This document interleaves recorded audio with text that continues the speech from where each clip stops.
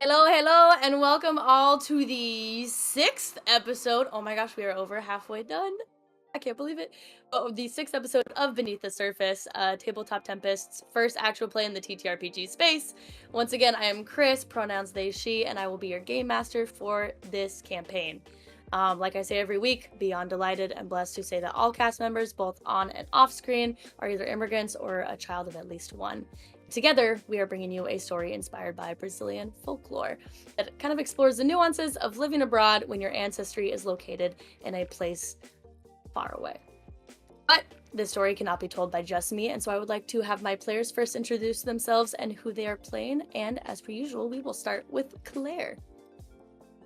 Hello, my name is Clare. My pronouns are she, her, and today, like every other day, I will be playing Carmen Pereira, pronouns also she, her, and I'm playing the Star playbook.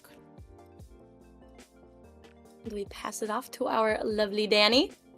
Hey y'all, my name is Danny, my pronouns are he, him, and today, like every other day, I will be playing Myto, whose pronouns are they, any, and I still have a little pet/experiment/little dog cat bear thing named Stitches.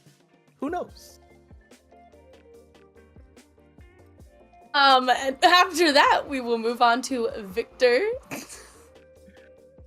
Hi everybody, I am Victor, and today I am playing the one and only Orúno Munín, who is part of the Jolly Book, The Doomed. And pronouns he, him, as well as Orúno's he, him, and Stitches and what's behind that door, Myto. That's all I have to say. That's okay. Totally normal intros this time, guys. Moving on to Val, who's wonder what he's gonna do. Hello, everybody. My name is Valiant, perishing in the heat Dorian. I use he, him, his pronouns. And tonight I have the distinct pleasure of playing Gabriel Zhao, who uses he, they pronouns and is part of the Scion playbook. And we will try to ring Jay back in. Whatever I'm laughing at is not funny. I'm so sorry. Okay. We're doing great, guys. Doing great. Oh, Hi. no. Hi. Hi, my name is Nalu J. My pronouns are they, them. And I'm playing Tamsyn Zhao, who uses she, they pronouns, and I am the legacy. It was the at the beginning of half those words for me. I love this. I love this for us today. Totally normal episode. It's gonna be fine. For all those watching at home, like we always do, trigger warnings, content warnings for this game. As per usual, we have the familial generational trauma, loss and grief, lineage and stories, always a possible discussion of death, and specific to this episode that nobody needs to worry about, possible mutant animals and or bugs. Moving on quickly from that, a huge thank you to both our sponsors and our partners. First of all, as you heard a lot of my players mention the playbooks they're using, we are using the Masks TTRPG system. And because of that, a huge thank you to Magpie Games for partnering with us for this. They have provided us a few copies of the system book itself that we will be giving away, one of which in the next episode. So stick around for that. And also, we have a dice sponsor for the entire show, the lovely Whitney from Smoking Glue Guns. So be on the lookout in the next 2 episodes because we will be giving some dice specifically made for this series. Now, as per usual, are my players ready to dive in? Yeah. I know the player chat's going crazy because I keep hearing the bloops. Gonna mute y'all. Yeah, you need to mute But it. You really do. I do need it. But I will give just a moment of pause because some of the giggling I want to give. Yep, there you go. They know it's coming. We left off last week with the lovely cousin talk, the heart-to-heart between Gabriel and Tamsyn, over some of the visions that Tamsyn had of growing up. We had some lovely sibling bonding moments before. Some laughs were shared, a hug goodnight, and then Tamsyn left to their own room, taking a while to fall asleep, but as her eyes slowly closed and her brain drifted off into the dreamscape world, she sees nothing but darkness in front of her as her brain transitions into dream mode. And out of the corner of her eye, we left off as Tamsyn sees Orúno. Orúno, what are you doing here? I'm not sure. I remember thinking about the arena and you, and then Is this actually you? Here? And Tom will reach out for you. you see him sort of like do the same, and you like make contact, and it's just this is trippy. Yeah. So it's actually you. Yeah, I think so. Chewy! And she's gonna reach out and jab you. Oh, what? Oh, just Okay, take it okay, easy. Take it easy. So is this? Wait, is this You're in you my or? dream. You're in my dream. Sorry. No. Did- Why? Did you try to get in my dream? No, I was in bed. I couldn't sleep. I was just thinking about the day, and then I just found myself here. Is this a part of your powers? Maybe. There's. I feel as though. Are you looking for something? Perhaps. It's- I fell asleep just, thinking about all of the things that happened today? Yesterday? I'm not sure. Memories. I suppose if I am sleeping right now, I fell asleep thinking about memories.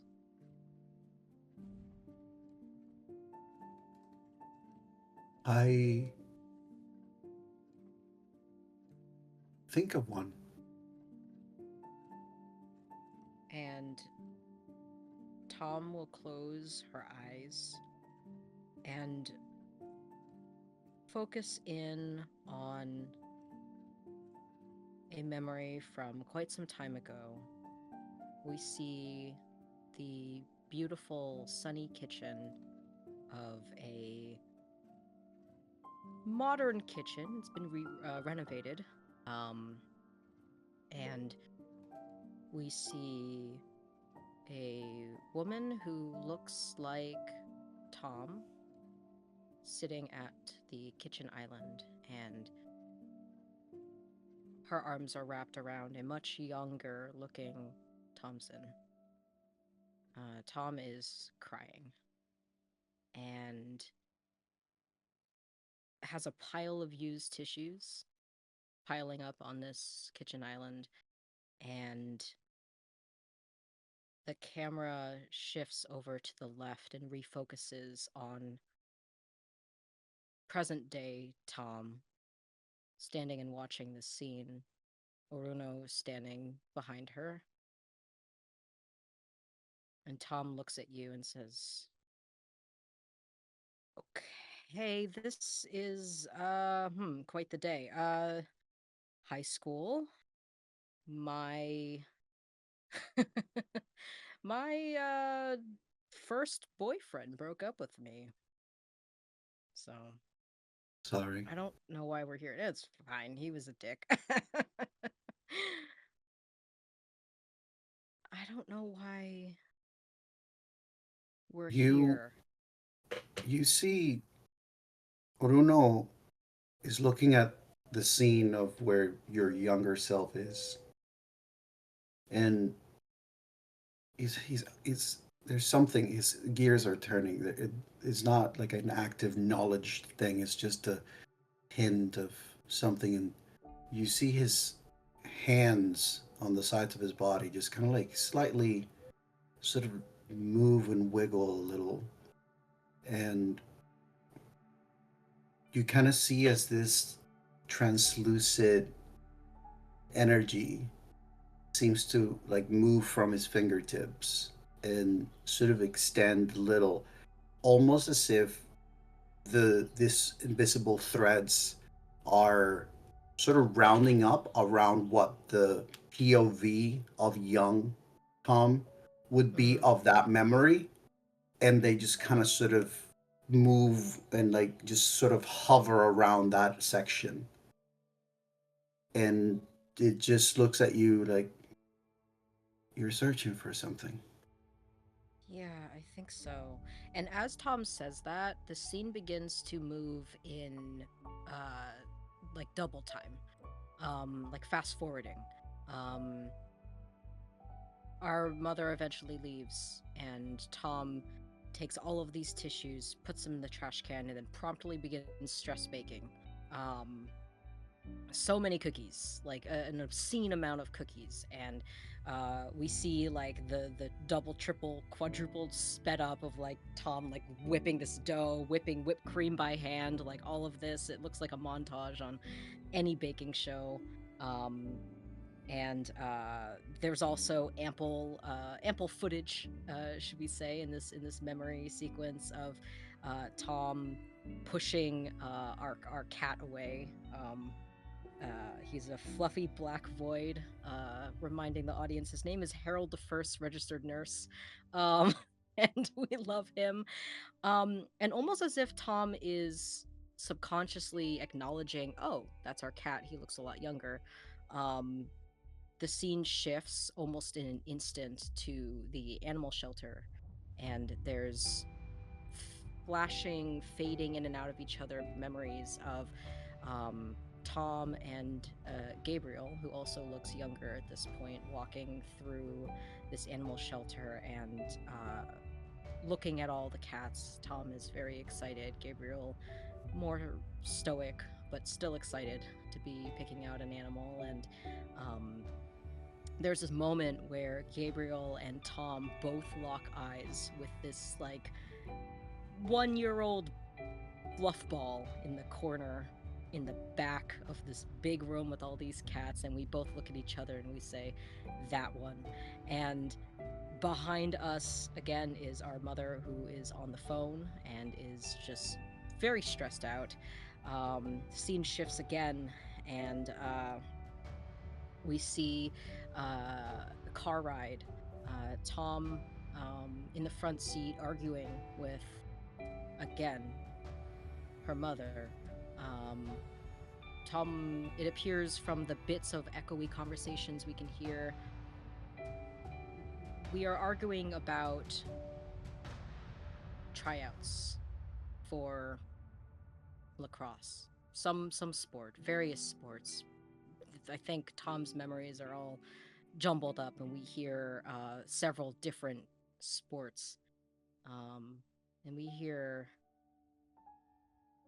again and again Miriam telling Tom, no, you can't do sports. That's not something for you. It's unladylike. It is not. Uh,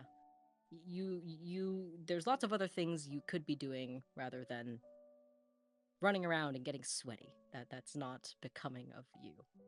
Um, and I think more and more memories, all centered around Orúno. You notice Tom's relationship with her mom throughout the years, from young to old, and I think these montages get faster and faster and faster until we now see a top-down view of our mother's home office, and Miriam's on the phone, and we see a young Tom watching from the hallway. It appears that she might want to go ask Miriam for something. And Tom creeps closer. And you hear, as you just step closer, these aren't memories that you didn't have. You can access them a bit more clearly, but you remember almost like you kind of buried them in the past. And your mother's back to you on the phone, and you hear her saying, "It's not my fault that you screwed it up for the family, Ariel. You were selfish and you only thought of yourself, so spare me the waterworks, sister." And she turns and I think Tom had crept closer to try to ask Miriam something. And when Tom heard her mother's voice in this state, I think younger Tom had turned and left and probably came back later. But in this moment, Tom looks to Orúno and wills the scene to stop. And everything goes quiet, although we can still hear the air conditioner in our house running. We can still hear the soft songs of birds outside. Tom looks to Orúno and says, what was that I just heard? It's Did you hear that? yeah. Can you help me? Is it possible that with whatever power you have, you can, I don't know, see if I caught any more of this conversation? Ariel is our aunt, my mom's sister. Okay. And you see Orúno looks at you, and then his head turns into the room where your mom is, and in a blink of an eye, Orúno is actually standing right next to her. So, but now he's looking at you from that POV. And it's again that moment where his hands, this bioluminescent thread that looks a little like algae and, has this sort of sea glow quality, starts filling the room with almost like fireflies. And the figure of your mother seems to be sort of rewinding and talking on the phone, but there's no audio. It just, the room around you echoes with the words that we just heard. And there are more things in her lips moving, but there is no audio because I cannot hear what you have not heard yet. And in that moment, he turns to you and his hand extends in your direction, inviting you to basically step in as he's attempting to bring whatever life he can feel from this room, which technically is your memory, into the foreground of your mind. Tom looks around for Gabriel, and when she doesn't see him, she looks to you, Orúno. And almost subconsciously, because her eyes are fixated on this scene, she reaches for your hand. I feel like as he takes your hand, it's almost as if there's an extra layer of connection in this dream world where now part of those intentions that you have toward the scene, there's a almost like an instinctive feeling that Orúno gets of this is what you're looking for. And the thought of Gabriel comes into his mind, and then his eyes sort of kind of go a little glossy as his free hand lifts, and he just sort of starts searching, trying to find whatever it is that you may be trying to look for. Roll me unleash your powers. There's no help action in this game, is there? If you had given Orúno influence over you, that would have done it. But that's the help action here. You do have influence over me. Everyone has Oops. influence over me. So he has a +1 to whatever he rolls. Ah. I know, yeah, all of you, looking at all of you have influence over me, because that's what my playbook says. So that will make it a 7. A 7. So do you want to mark a condition, or I will make something unstable?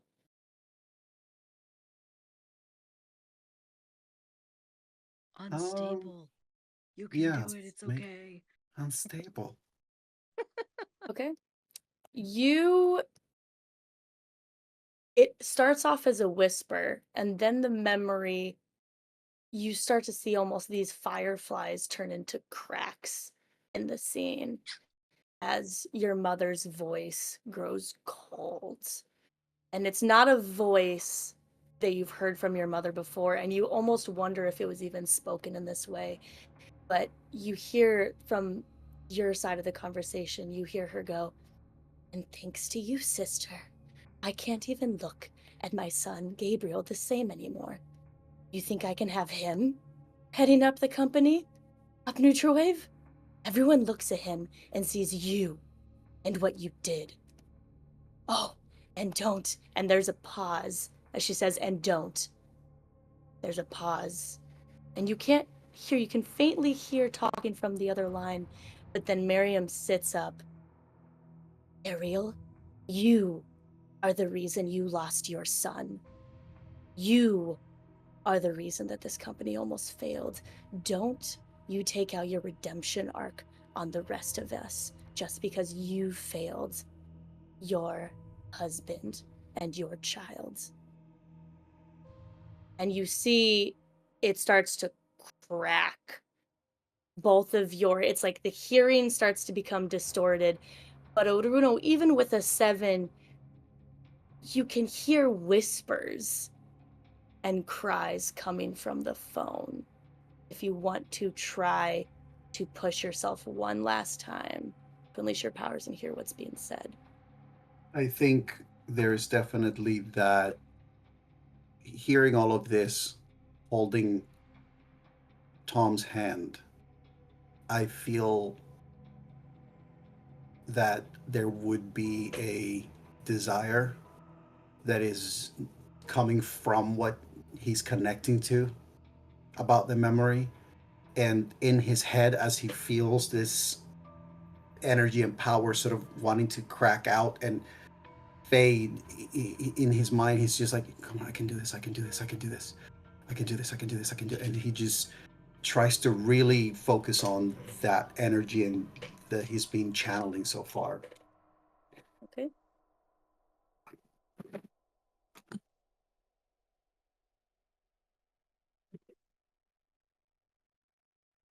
Oh no, this should be one of two things. Oh Jesus Christ! What is it now? What is it now, Orúno? I have influence too still for this. You always have a +1, yeah. That's a 14. Fuck. I called it on the player chat. What does it mean? What does it mean? The memory vanishes for a moment as you guys, the screen in front of you, the memory you're seeing, Tamsyn, it's almost like the phone sucks you two in and spits you two out, and now you are looking at Ariel with the phone to her head, leaning up against the sink with tears streaming from her face. And she looks just as you remembered her. She looks almost like a spitting image of Gabriel, just as a woman in her 30s at that point. And you, instead of the broken and the static audio, there's a quietness as you don't hear your mother's voice anymore. And you see Ariel lean into the phone and go, Miriam, you know I did this for us. I was trying to help the family, and I know you're telling everyone that I did this selfishly, but I know the truth, and you can't lie me into forgetting it. I know I was trying to help my son. You think I wanted to give him up? Miriam, your greed will find you one day, and you will be paying the price. And if it's not you, you know it's going to be Gabriel or Tamsyn. Don't do that to them. As it almost is like the scene just slows, and there's still that chattering going on, and you can't hear anything coming from her lips moving or from the chattering from the other line. But the scene starts to fade. And I think As there's this sinking, almost melting feeling, like Tom almost subconsciously begins floating onto her back, and then it feels like I'm slowly being engulfed in mud, except it feels warm and soft and almost subduing. And Tom looks around and sees only darkness. And I think as the dreams fade, the rest of Tom's night is spent in blackness. Nothing.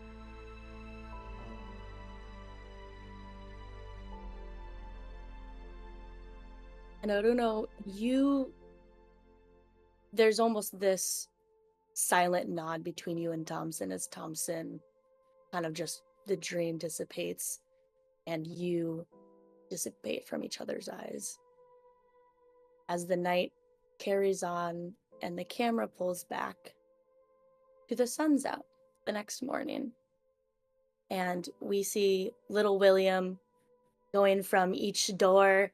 Beep, boop, boop, boop. Time to wake up, it's festival time!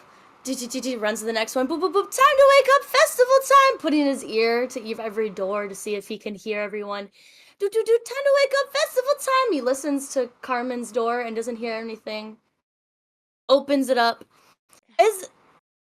Where is she? And kind of turns around and like starts walking down the hallway, and as he's passing, he sees Carmen in the bathroom. Okay, she's good. And we see him continuing to walk down the hallway, waking everyone up as the camera stays in the bathroom with Carmen. And I think what you see is Carmen in the night has found like and cut a piece of cardboard from like a PR package that she brought with her to like give gifts to the family, and cut like a little rectangle out of it, and with like a Sharpie marker has drawn like an iPhone camera on one side and has it like balancing on the mirror. And what she's wearing, she's kind of trying to, in her own way, like embrace this whole like we have new powers thing. So you see, you know, like we're underwater, we're in nature, so she's got a whole like cottagecore vibe going. She's kind of got a fairycore like makeup look. Like she's trying to embrace this. And so she doesn't even see William. She's like in the mirror. She presses record on her little cardboard phone and is like, hey guys, so we're gonna try doing a little like get ready with me to go to the festival. I feel like I got a lot of like weird news at the family gathering yesterday about needing to connect. This is ASMR too, so it's Betty. And she's putting on her makeup. She's like, yeah, so anyways, as I was saying, guys, I kept hearing a lot of weird feedback that like I don't know how to let people in, connect. So we're gonna try this instead and see how we go. And so she's doing her makeup and continuing this stream of consciousness of recounting what happened yesterday, while she's continuing to do her makeup, and she's like, and yeah, I guess. I mean, like, I don't really like care that much about what my elders think because, like, live for generation now. Do you know what I'm saying? This is from Real Techniques, and I just feel like I need to practice letting people in more. So this is sort of like my gateway drug. So we're gonna be vlogging, except like vlogging without you guys like actually here. I guess this is thinking. I guess we're just thinking. That feels right. Oh, we're really making discoveries today. Thank you guys for coming with me on this journey. Really appreciate it. And she continues.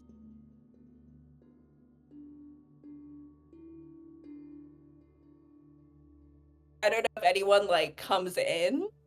Gabriel 100% hears you because he wakes up immediately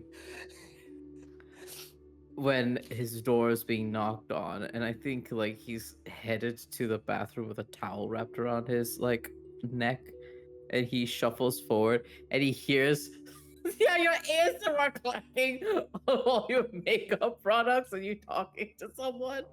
And he like raises his knuckles to like knock, but stops himself. No, you can come in. It's fine. This isn't like private or anything.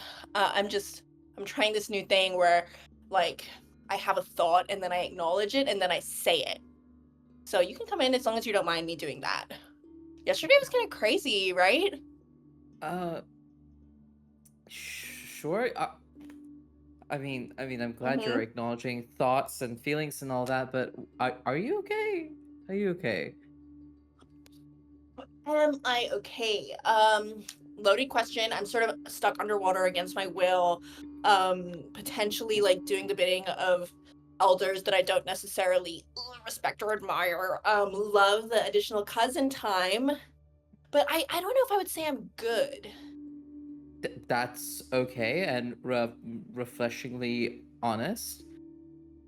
Above table, yes, Jay, you can absolutely come on in. Yeah, come in. But yeah, I think at this point, like as you are still continuing your get ready with me, he like leans against the door for a moment and then like squishes past you, and begins like just like washing his face in the sink a little bit, and he sees your little cardboard phone that's leaning against the mirror trepidatiously, and he like looks over, glancing over his shoulder, and that's part of your thought reflection. Yeah, look, it's not like I'm losing my mind kind of thing. It's more like this is like the way in. Do you know what I mean? Like this is Yeah. not to get like deep early in the morning, but like the easiest way for me to like connect with people is when I'm like, you know, talking to my audience because I just feel like they really get me. And so this was just sort of like a way into that. On the open door. Oh my Yeah, God, we like turn around. Hi. And Tom is like yawning and stretching, and the first thing you two might notice about Tom is that her hair looks perfect. Her skin, flawless. And she's like absentmindedly running fingers through her curls, and she's like stepping into the bathroom, kind of sidestepping around all of you. And then like she stops and realizes she just ran her fingers through her hair without any issues. And she kind of just like looks in the mirror and just starts like finger combing her curls and just looks very confused, and then just says, Good morning. How'd you sleep? That's the smoothest you've run through your fingers. I've never seen you comb your hair without getting a knot. Yeah, I know. That's very weird. And she immediately starts braiding her hair. Maybe the underwater air is good for you. And you can see that Gabriel's just looking over at you, and it seems like he's come to a conclusion of his mind and is satisfied by it. kind of just seeing you going about things normally, and continues to finish washing his face and then drying it with a towel. So are we excited for the festival today? Tom is like shoving you out of the way so that I can use the sink to wash my face. I'm being so annoying about it. I'm being so Yeah, annoying we're about it. like each Oh, other. okay, fine. Move! She starts like, washing her face, and you notice again, like when I, come up, my hair has not been messed up at all. Face looks great. It's almost like I don't need makeup. But Tom has like very minimal makeup that she starts putting on, and is kind of just side by side with Carmen, I imagine, and we're both like doing the like as we're putting makeup on in the mirror. The mascara blink. Yeah. I think Carmen sort of catches you in the mirror and is like, "Girl, your skin looks so good. What did you do last night?" I don't know. I cried a lot. Maybe that helped.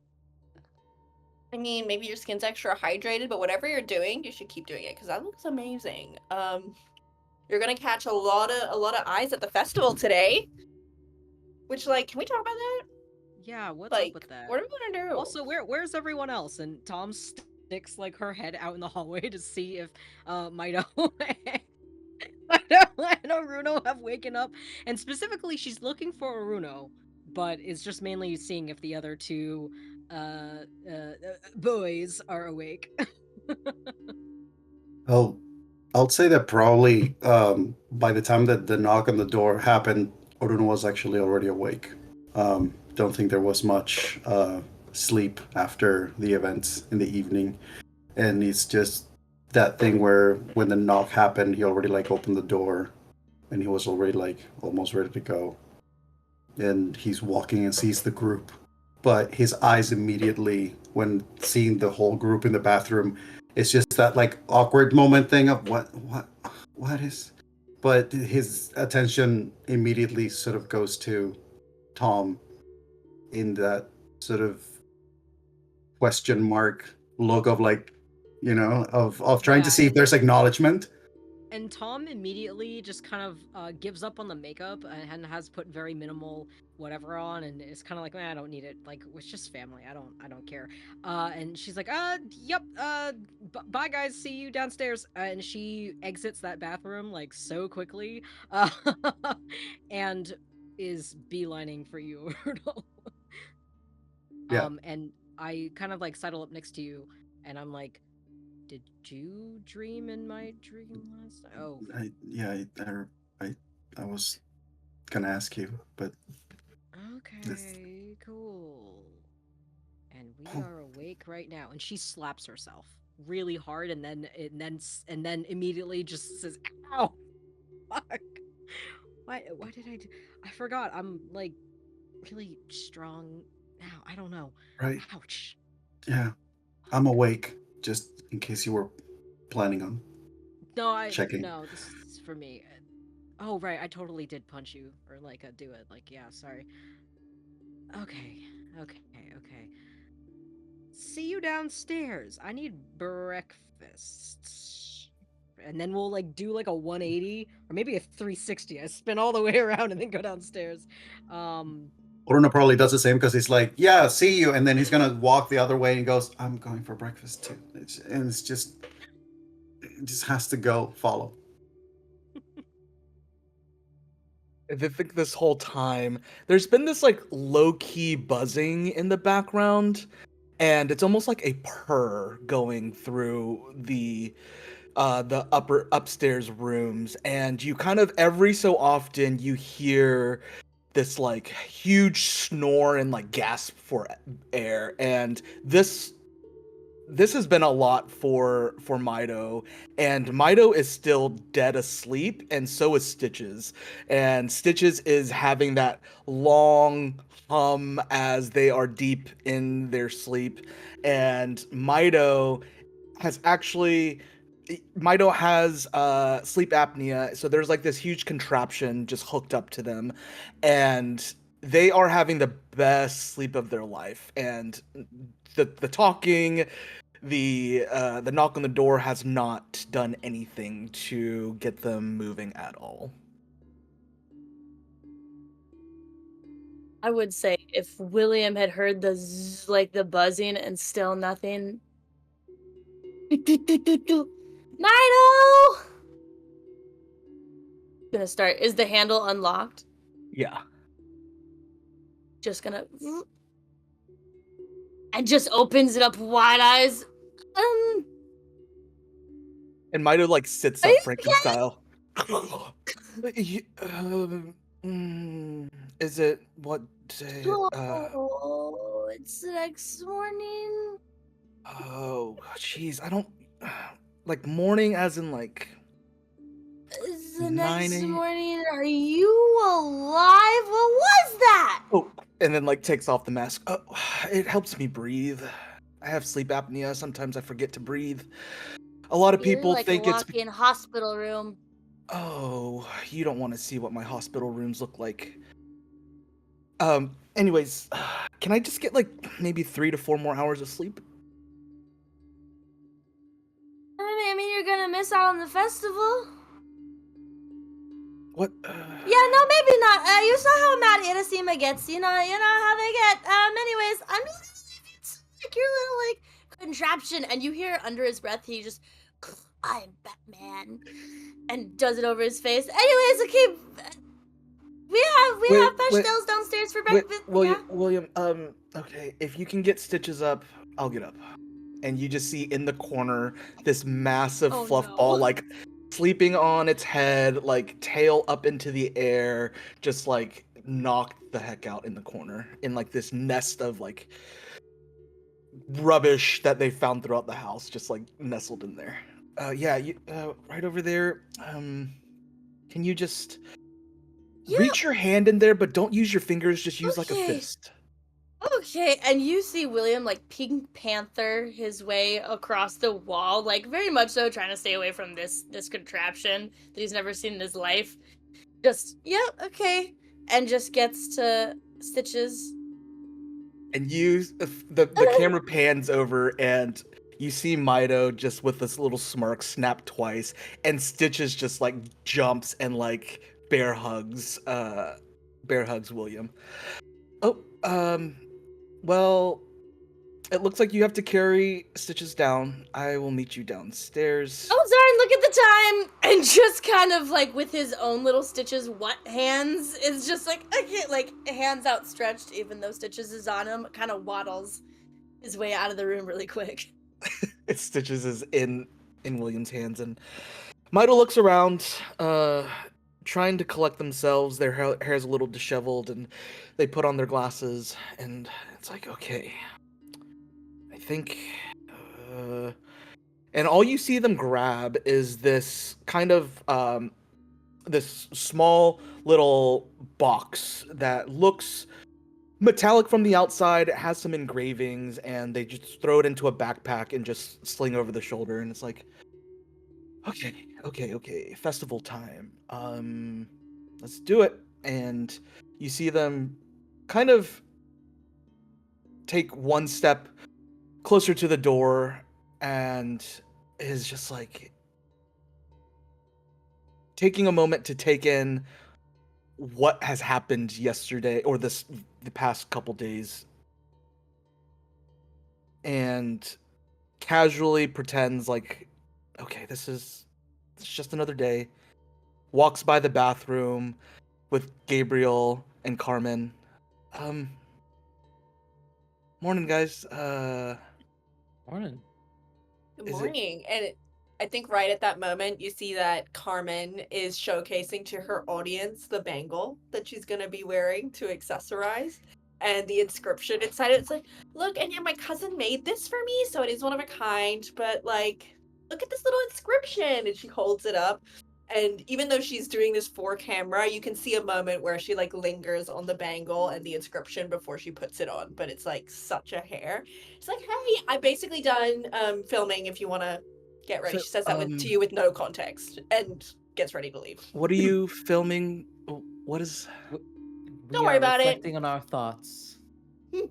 And you see Myto just like shuffle through their bag and just like hands you 2 iPhones.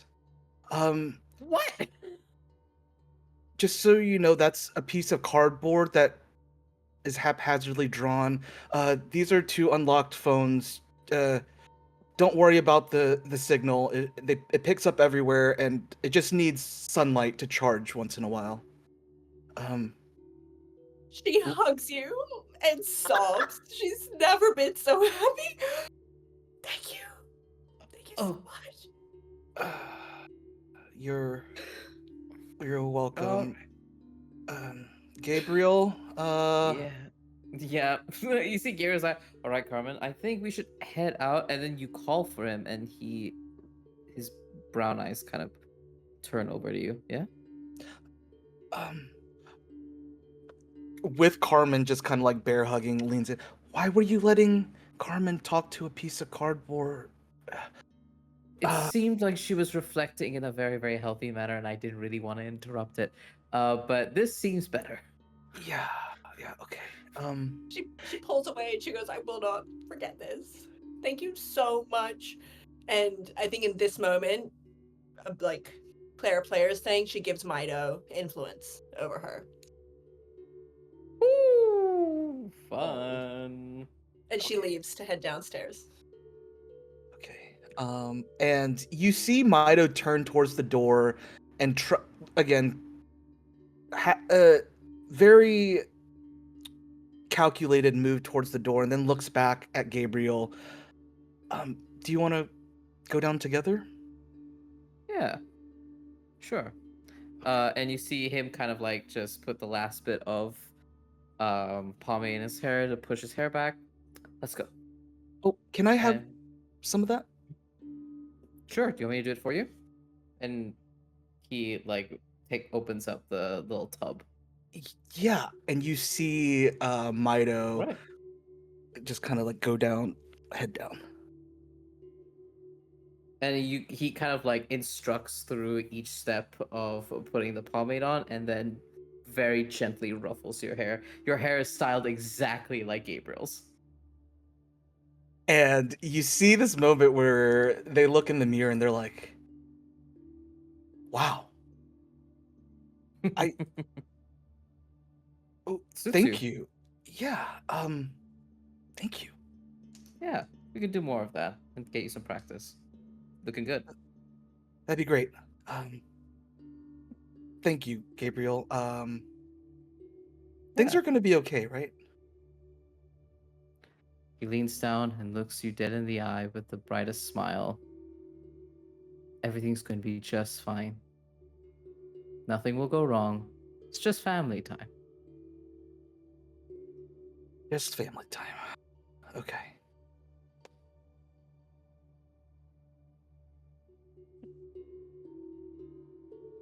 And Myto turns and okay, let's see what the rest of the cousins are up to. I'm sure chomping on all the food we have available. And Gabriel will walk side by side with Myto towards breakfast and the festival. And when you guys all come downstairs, you see almost like Ratatouille-esque, like Stitches is now sitting on the top of William's brown curls and has like pushed them down so that they're covering a bit of his eyes, and he's kind of like holding on to a mango and taking little bites out of it, but holding on to like one little strand of curls. And occasionally you hear William like, okay, now ow, stop the Stitches, okay, and here we have the pastels and the ow, can you like move it a little bit forward, as he starts handing out just a rainbow of fruits from mango to passion fruit, guava. Oh my mouth is watering thinking about all of it. And then just a bunch of like pastels with chicken, pastels with cheese, and is just kind of like handing them off to you guys. And once again, in William style, has like that little squirrel cheek of just a little bit of food, which if you look up, you see Stitches has also started. He's got like a little cheek on the same side, like looks down to make sure it's the same side as William.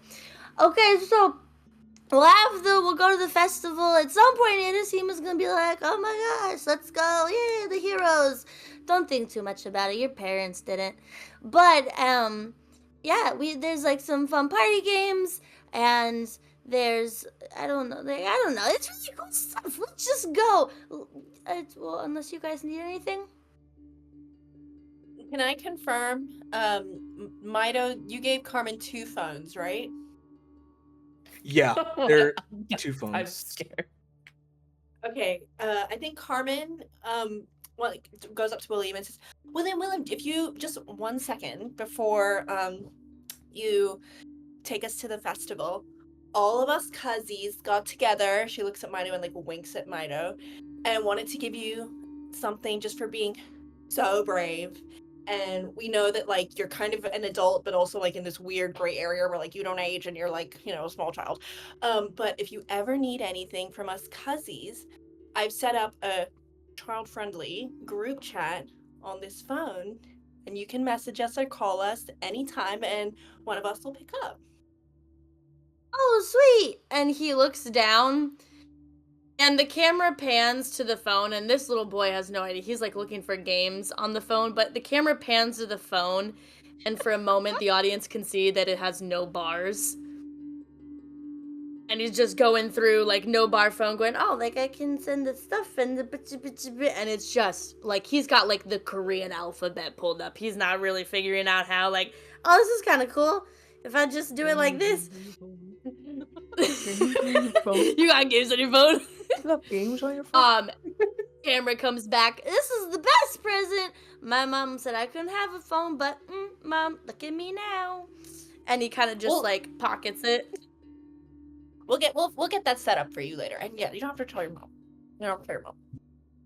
I don't tell my mom anything because I never really see her. Well, enjoy the phone. Yeah. Oh, gosh. His Maybe mom we who's can above change the that. water. Maybe we can change that someday. Oh. You just see like a little pout lip. Like our own little family reunion. And you see like a little sniffle and a no time for tears, only time for the festival and parties and smiles. Parties and smiles, you heard the man? How about we walk through this festival together? Does that sound good? Just so nobody feels like they're gonna be ambushed by family time that they don't necessarily want. Does that sound good? Gabriel's looking at everybody and nodding. Gabriel's saying that so that Gabriel doesn't get ambushed. Yes. Correct. I, Jay, see through you. Correct. Oh, just so Okay. can we have like a team word or safety word that we can speak through? And Myto's like tapping the back of the neck where the little the group chat is. Chat? Yeah, the Forgot group about chat. Feedback. There we Um, go. Yeah, just in case, like, I don't know, we'll get separated. It's you know, SOS. Mayday. those are Help. Pineapple. those seem a little too common. Avengers Assemble. What about stitches? Sandwich. Uh, Precipice. Captain Planet. Urology. Survivor. You're wrong. Defenestration. Camera just sees Cataclysm. William like watching everyone, looking up, eating the mango, like this is painful. The fenestration's not too bad. I can't imagine all of us saying that. Supercalifragilisticexpialidocious. I can do that one. What if it's just like where's stitches? You know, like one of us is like looking for stitches. That way it doesn't seem like so out of place. Like we have a group chat, you know? But, like, What if we just say Stitches is calling us? Because you Stitches know. is calling? Yeah. Oh, Stitches I got is calling. stitches is calling. There we go. But plot hole. And Tom turns around and faces the group. If one of us has Stitches with us, that isn't really a viable excuse. Are No? you saying the Stitches has spoken to you and called for you? Currently? Eyes spanning to Myto like You see Myto snap their fingers twice, and Stitches like runs over and like comes right on their shoulder. Yeah, Stitches. So if you and they're like whispering to Stitches. Okay, so if someone says Stitches is calling, Stitches is just gonna jet to the closest bathroom. So even if Stitches is with one of us, they're just gonna run, and then you can say, "Oh, Stitches is calling." Oh, because they can hear. Right. Yes. Okay, never mind. Plot hole filled. Cool. Wow. And Stitches understood all of that just that quickly. That's And you see Myto and Stitch's head nodding at the same time. Yes. Let's go. All of us working together. Let's go! Family time! Festival! And for this is a weird experience because Carmen and Gabriel are having the same nervous, high excitement energy as we are walking by the festival. Let's I don't go! know. Food! Orúno probably just gives a Carmen- look at Tamsyn. Yeah. Carmen links Tom arms has with been- Gabriel too. Tom is sticking by Orúno in a way that she hasn't been this clingy to someone that's not Gabriel in a really long time. Gabriel notices. Gabriel, Gabriel, you remember remember this. this. Gabriel will remember. Canon moment. Most of this game is Gabriel going, Gabriel notices. And I think Yeah, Myto's in Uh, front Willi- with Stitches Myto's in and front. Myto. Yeah. With William and Stitches. William kind of like goes down the line really quick, like hands on his little hands on his hips, looking at everyone. Okay, Tamsyn's good. Okay, my brother's good. Okay, Myto's good, and just stops at the last two, Gabriel and Carmen, and these big like for show smiles that they're so used to just masking on, and you see William kind of just drop his shoulders a little bit. Natural smiles. Natural. It's a little forced. And he does a little sassy like and looks you guys up and down as he turns on his tiny little heel and walks forward and tries to go up and grab Myto's hand. If Myto lets him. Yeah, Myto grabs back. And And just the tiny oh no, just with the other hand real quick, Myto takes kind of like a knee and does kind of like tries to mimic what Gabriel was doing with Myto's hair. And it's like, okay, let's go. festival. And he just like bottom of the screen walks off as everybody's more like full screen of the camera. And you guys walk outside and you hear it before you see it, but the festival is in full swing in the city. You see, as you turn one of the corners, you see streams of like such colorful paper mache fish, like overhead, almost like floating lanterns in the daylight. And you see in alleyways, you see thoroughfares draped with like seaweed garlands, and you're stopping by every so often to see there's like jewelry that's been made out of pearl or abalone. You see intricate shell carving stands and even little culinary delights crafted from the food that comes from the ocean. And you hear music just filling every street as you're passing by before you walk into kind of the main square where you had first walked through in this city that was bustling beforehand. But this time you hear the symphony of sounds that is honestly more felt more than heard as you feel it vibrating through the air. You see people dancing, almost in graceful fluidity to the music, and their outfits just blurs of colors as they're twisting and turning to the rhythm of these drums. You guys kind of are near the stage where you see Irasima off to the side talking to Sandra off to the side of the stage. But near you guys is these interactive displays of games that scatter the area that are drawing participants from the crowd, testing their agility and their wit. You see one stall that features a game of skill where players are throwing ring tosses to the tops of dolphin noses.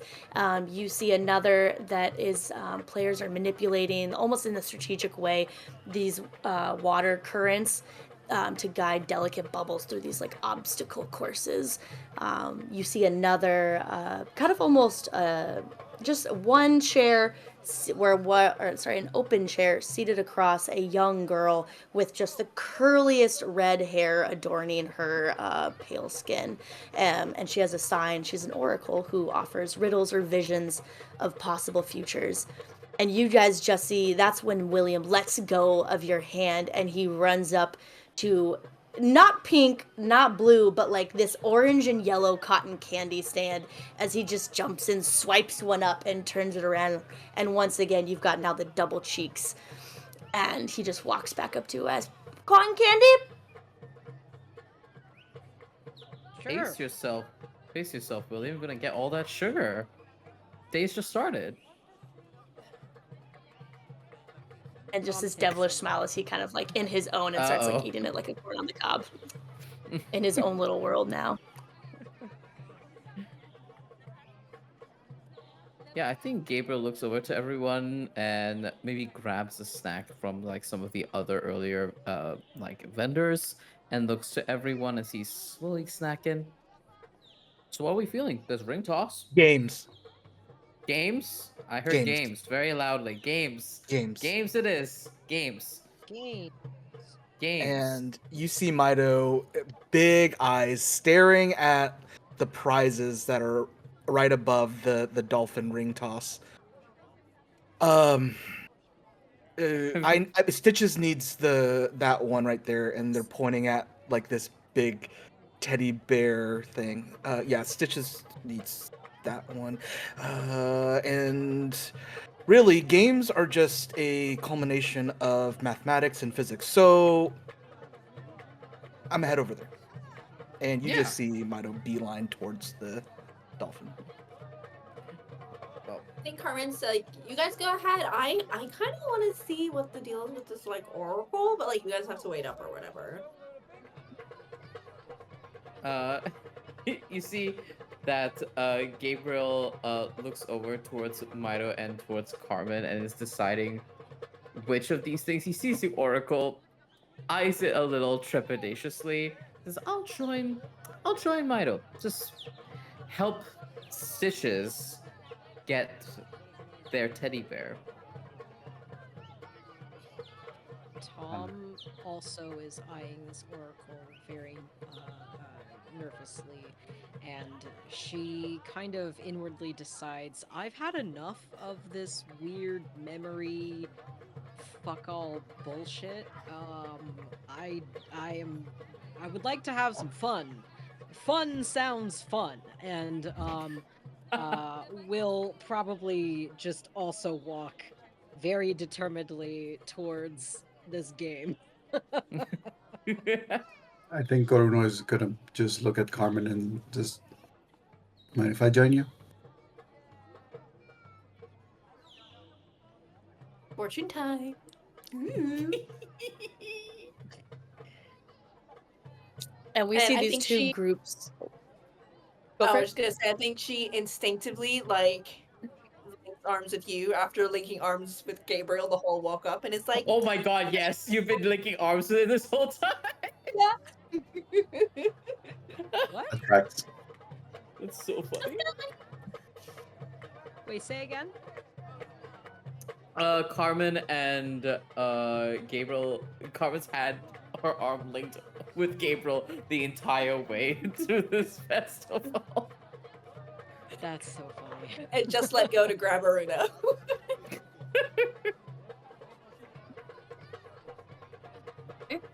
We see these two groups split off, and the camera follows a little Stitches that has jumped off of Myto's shoulder and started running towards this profound bear that Stitches has been now promised.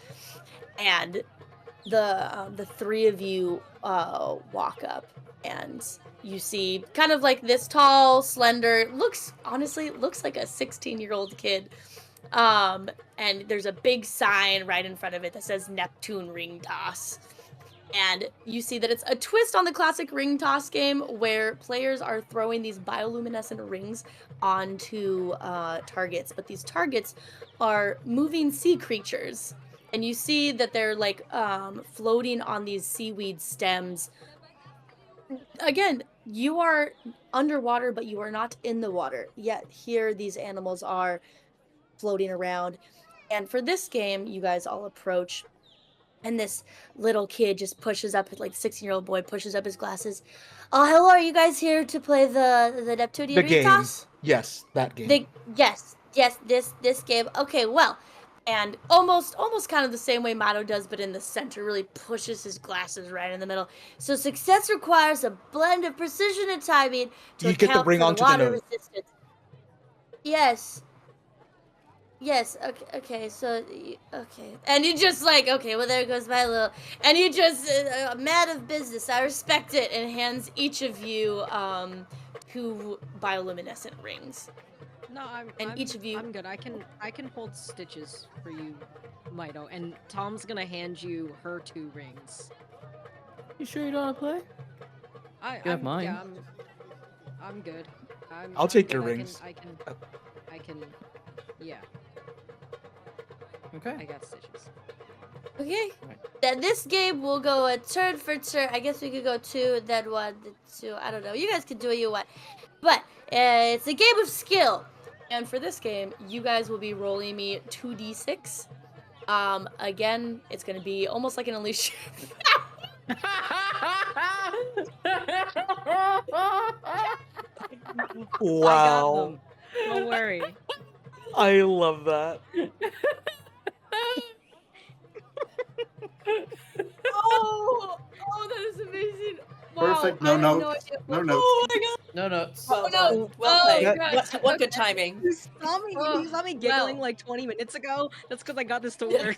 That was what it was. Party Wow. cooperation. Hi, little sticks. Oh my gosh. Hi, well. baby. Oh my- So, the way this game is going to go above the table is that there are these floating animals that some of them have a blue tip on the nose and the other ones have no color on the nose. The blue tip ones can only be hit on a 10 plus, and those count for 2. And a 7 to 9, you landed on just a regular one. You need at least, you need at least 4 points to get one of the big stuffies. Myto, because you are a man of science, I'm gonna give you a +1 on this.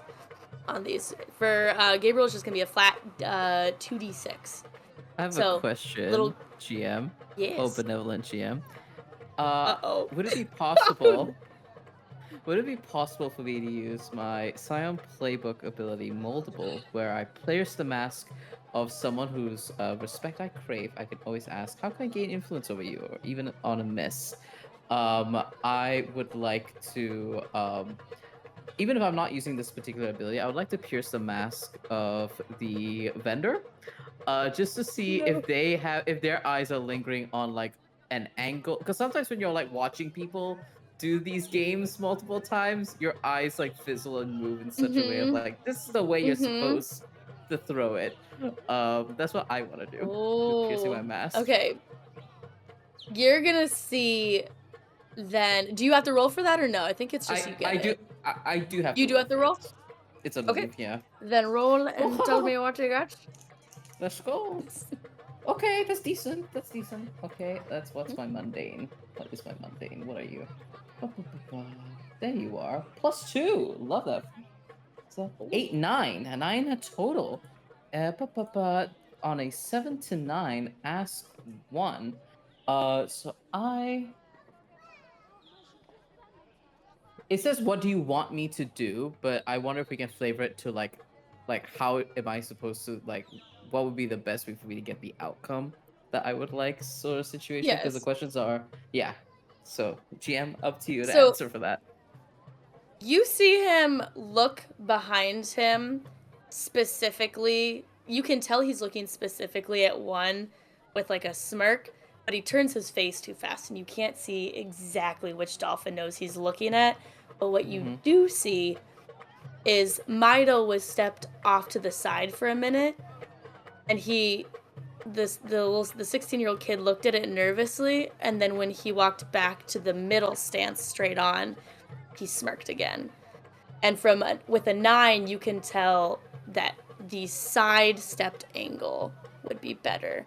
And above the table, if you stand sidestepped, you get an additional +1. I'm min-maxing this because Myto is so into this right now. I would love to use one of my brain moves called Tactical Genius. And I want to point out a flaw, an obvious flaw in the foe's plan. The foe being this game right now. This game and the 16-year-old boy that's running it. Yes. So I do have to roll for this, but on a hit, I'm correct in whatever this is, and another teammate, aka Gabriel, can take advantage, and they get a +1 going forward on the information.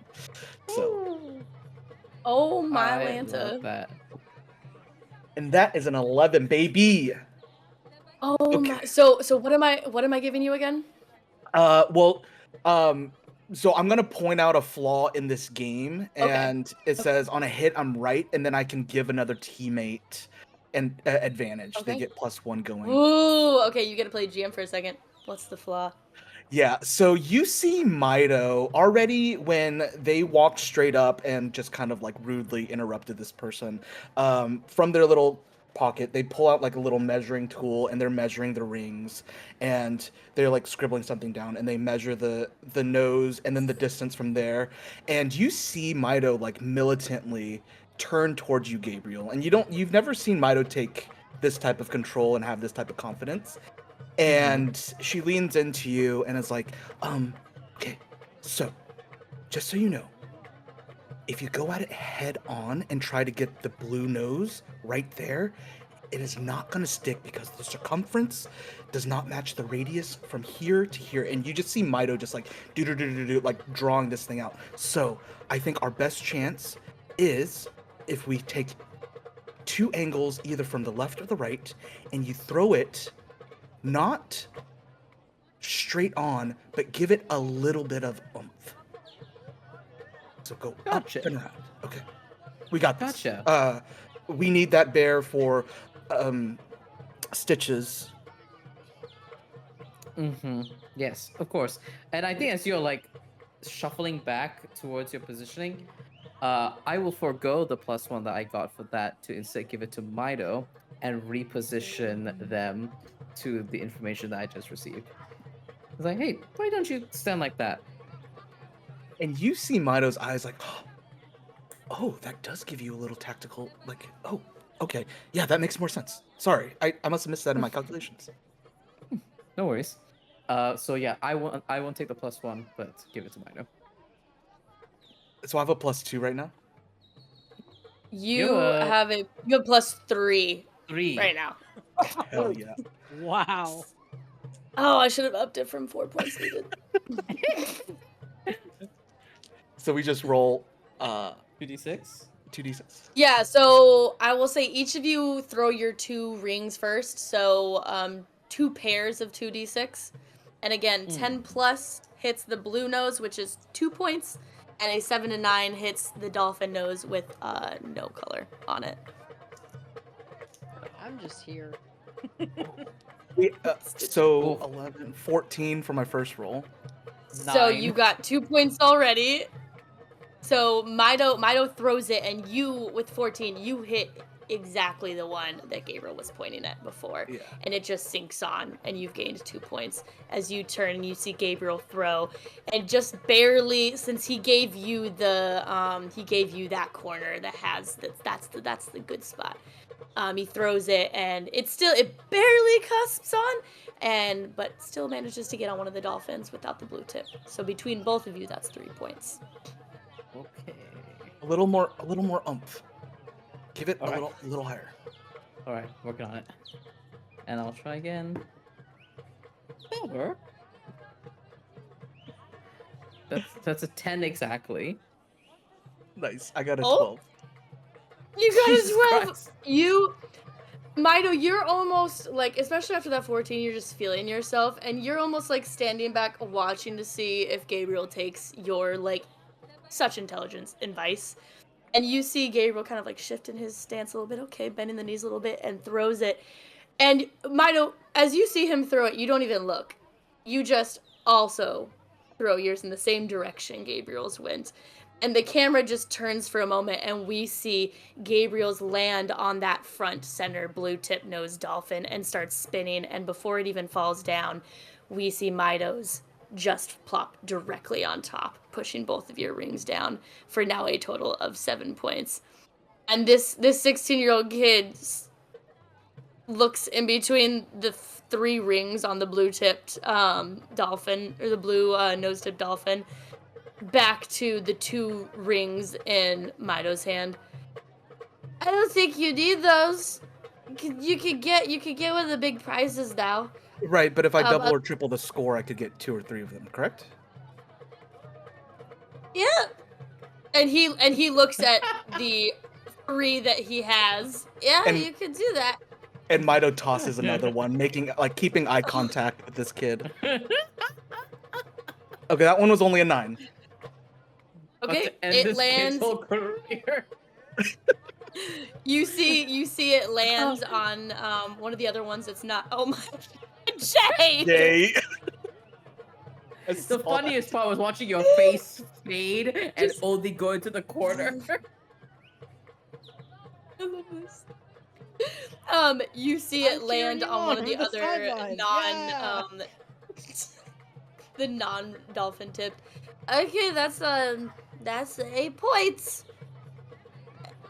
What do you want me to do with this last one? I mean, you can throw it if it makes you feel good, but I don't think you're gonna hit 12. The math doesn't work out. Can I make you a bet? If I miss this one, I will take no bears. If I make it onto that dolphin, well, you can choose which dolphin. Then I get all 3 bears. And you see this kid doing his own calculations in the air. Yeah, bet's on. Yeah, let's do it. Yeah. All right, which dolphin you want me to hit? I don't even care. All right. Actually, no, And the you- blue one, the blue tipped one right there in the front. And you see Myto's like mid throw, and they're like, oh, but then you see like this like anime smirk, like a ching, and a 10. I rolled a 10. And you just see the finger like release this ring, and yeah, you see Myto just kind of turn. That one. And then you just see this kid just like, oh, fuck, Bob's gonna kill me. Yep, okay. And he just grabs these huge, and these are like big bears, and just, there's like a regular bear. He comes down, he grabs the dolphin, and then there's like a big, like a purple octopus, and he's like barely holding on to the little tentacles, like it keeps falling over. And then here's this one. Anyway, good job, guys. I'm gonna go home. This has been a festival. I don't like these days. Thank you for the opportunity to win. I really appreciate it. And you see Myto turn around with all 3 and like hand the octopus over to Tom, hand the dolphin over to Gabriel, and it's just like bear hugging this big one. Okay. The Gabriel swallows the dolphin swallows most of Gabriel's form because he's a lanky little man. So as you see him like his center of gravity shift with the dolphin as he follows behind you. You got the And octopus, Tom? As you Yeah. And Tom is hefting that thing like it's nothing. like the one shoulder kind of situation. just the one shoulder. Yeah.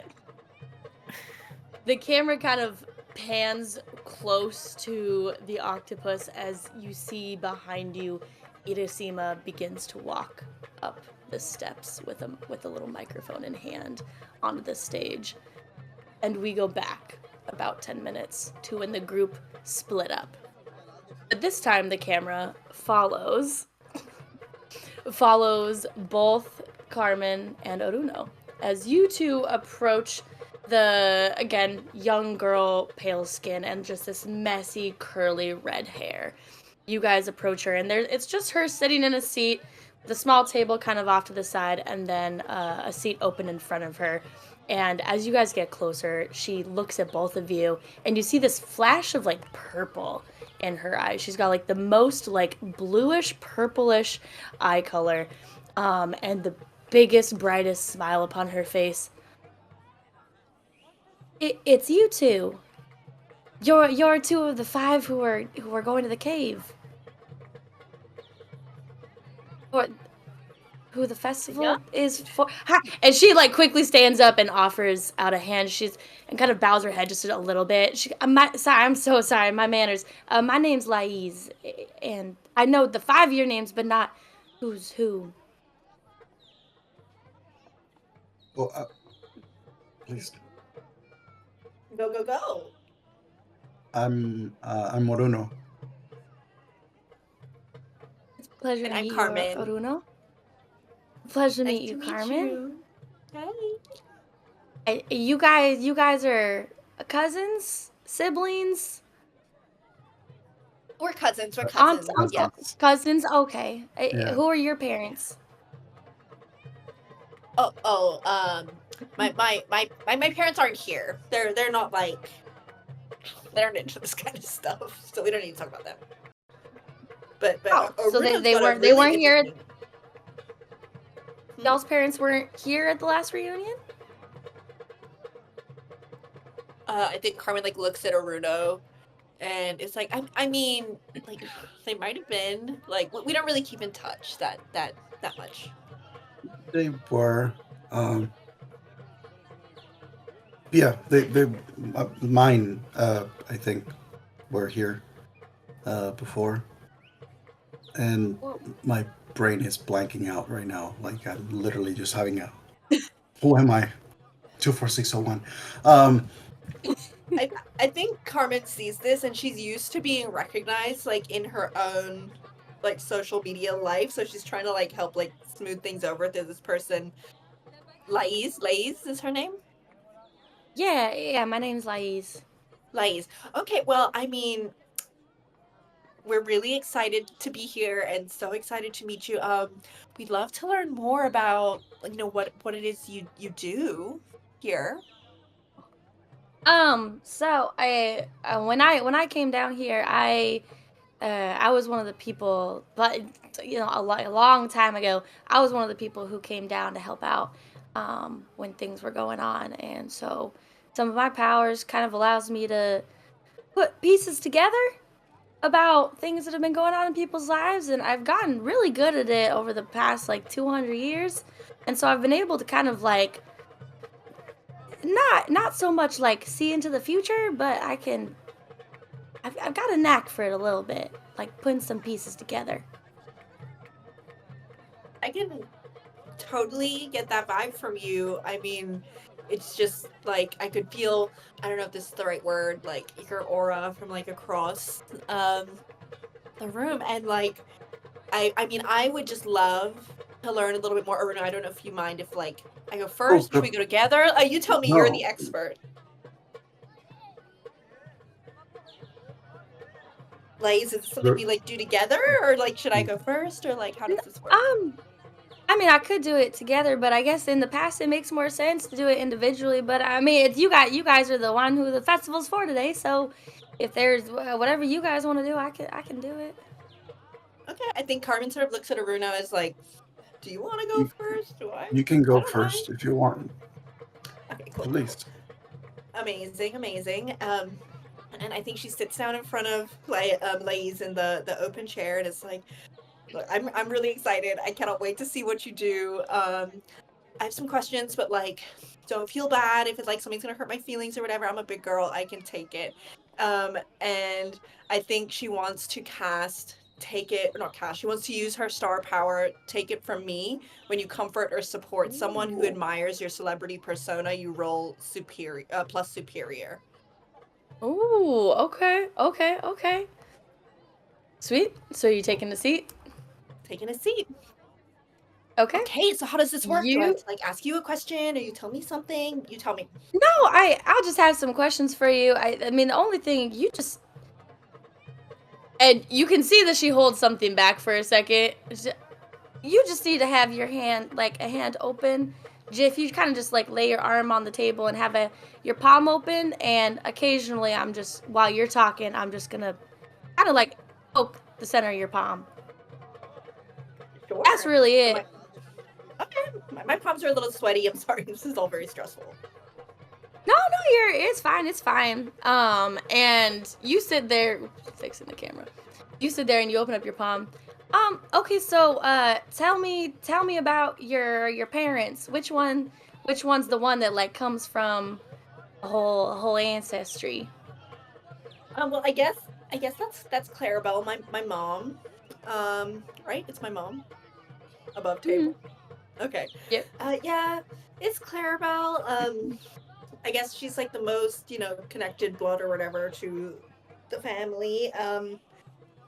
Yeah, she's a character for sure. You probably remember. And she her. taps your hand when you say that. And give me one second. And she successfully pierces the mask, and she wants to know. You feel like this warmth kind of shoot through you for your second, and you feel compelled to answer how you actually feel about your mother. Okay, when I say she was a character, I guess what I mean is she could be hard. She was a hard person to love. High expectations, just like crazy. But we don't choose our moms, I guess.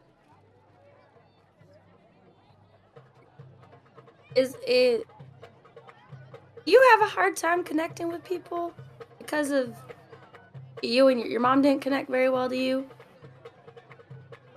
I mean, that's what everybody keeps telling me, and they say if people keep saying something to you, like maybe you should go inward. So I am on this journey of trying to go inward. So I mean, I guess it's hard because I've had to kind of rebuild myself, and I don't know if you know me from pre the powers or whatever, but I'm kind of a big deal. And so I guess She taps your hand when you say I'm kind of a big deal, and the way you said it, and you feel that same warmth again. And your mouth almost stops talking for a moment as you feel this warmth, and she looks at you. Is this how you really talk all the time, or is this just like a for show voice? She says, leaning in a little bit. Because I don't mean any disrespect, Miss Carmen. It just this works a little bit better if there's not a wall in between us. That's why the table's off to the side. And I think Carmen takes a moment. It's almost like she's lost her voice for a second as that kind of penetrating question really hits her. And I think she does sort of drop in her voice without realizing it. She goes, well, I mean, I don't even remember who I was before I built myself again. So, what are you asking? How can you go back to something you don't remember? I think if you try remembering it, the image becomes a little clearer. Orúno is... There's a ping when he hears the remembering part just because of the events from the previous night, and he just has that moment of just in his head while he keeps watching. You really, and this'll tell me if I'm getting it right or not. So I don't really know if I want it to be right. But you really do you I'll pose it as a question. Do you wish that you had someone you could really trust out there? I mean, I guess everyone wants to have someone they can trust. Not everyone in my chair, Miss Carmen. It is you right now. I care about you. Questions. I mean, yeah, I totally would, but up until she points to Gabriel. She goes, "That's my cousin Gabriel. He's great, really nice. Sister Tom, also great, really nice. until I met these guys and Orúno's in that too, like I haven't trusted someone for years. And it makes me kind of uncomfortable. Like it's kind of new and scary. Yeah. And she kind of moves her hand away from over top of you and starts tapping the table. I don't know if this is necessarily a good thing or a bad thing, the first part, but the second part, I think is good. Because I could hear it and feel it in your hand when your voice dropped. But I think kind of similarly to how you have that voice, I can't tell like specifics and I don't know who, but one of y'all, and she looks between Orúno and the other three who are in the middle of the ring toss and like cheering, and you see Myto like doing these air calculations. One of your cousins is keeping something from you or y'all. I don't, again, specifics, and they're gonna have something that's really tough to do when you guys are trying to help us out in the cave, and they may not be able to do it because they don't want to face that thing that they're hiding, and you may be the only person that can crack the egg first, if I can put it so bluntly, Miss Carmen. But Yeah. and she kind of taps the table like a bit more metronome like, but that, metaphorically speaking, that voice is gonna have to drop to do it.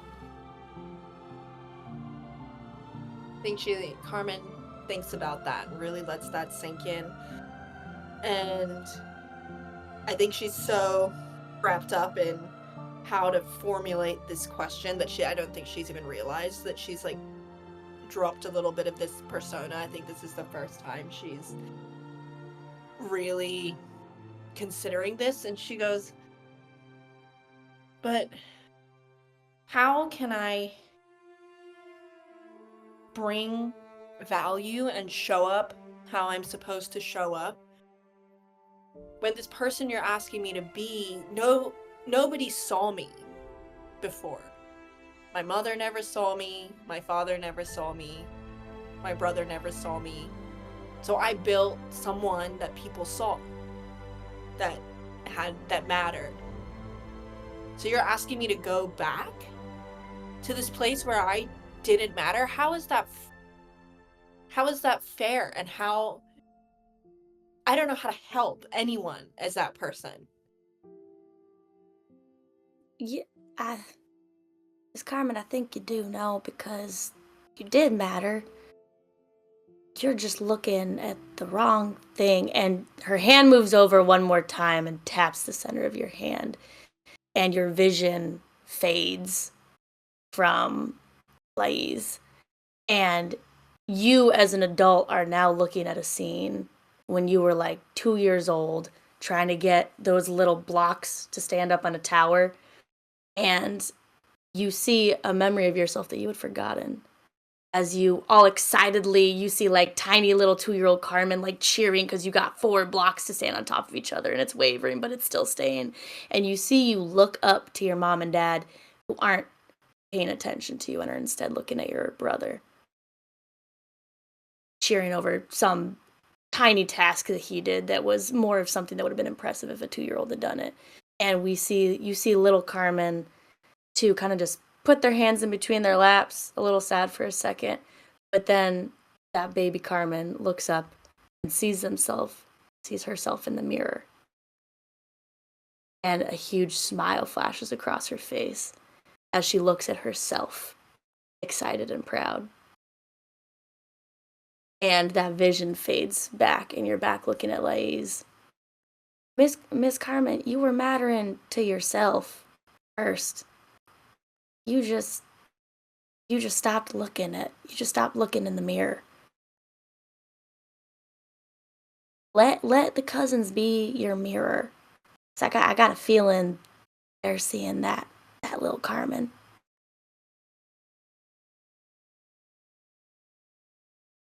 I think Carmen takes a deep breath. Okay. Well, guess I'll be looking in a mirror. Well, trying to a little more. Can I ask you a question? Yeah, of course. Are you able to see what other people can see? Like in what way? And I think she sort of looks at Orúno, like kind of embarrassed that she's asking this in front of someone, but like she's here now, so like whatever. Where is my mom right now? Um, Kim. I know it's not like super ethical, but she was here last time. You like hear her mumbling under her breath. You know, I did do the same thing to her last time, so I could still access that. It was 10 years ago, but I could still do it.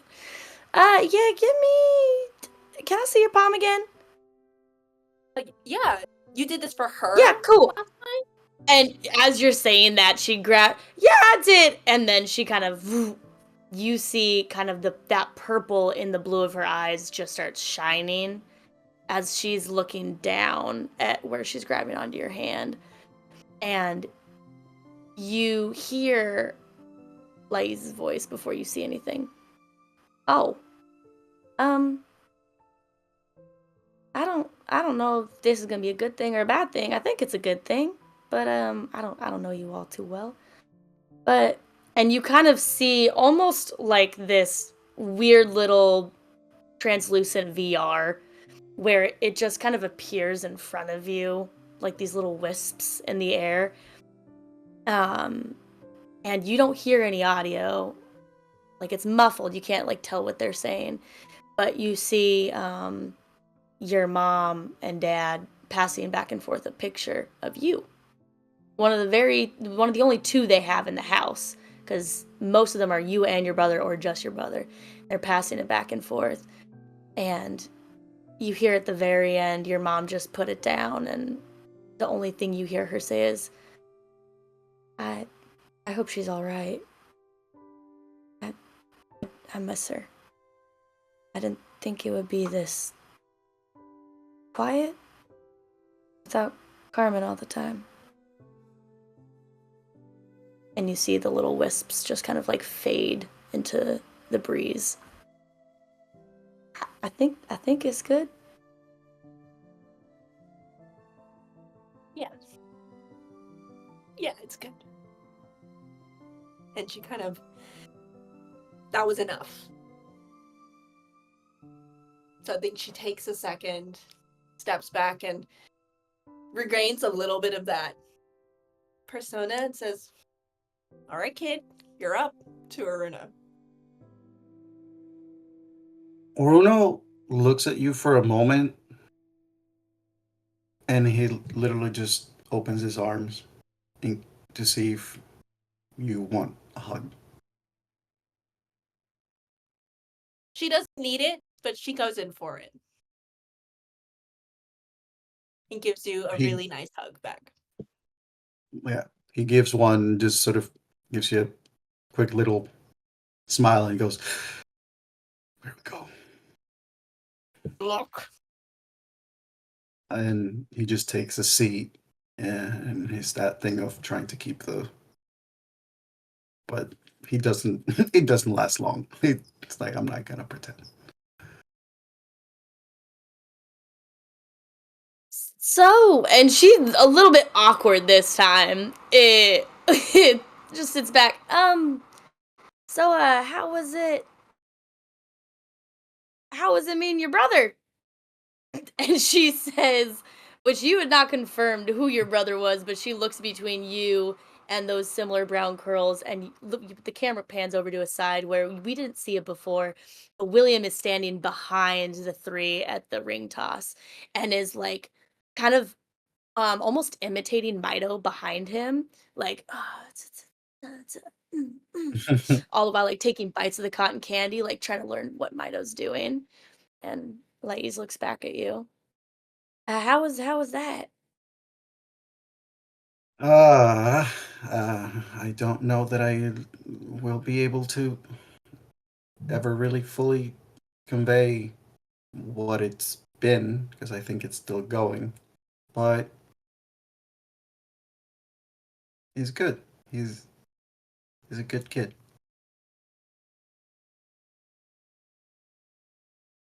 Think you're ready to say goodbye to him already?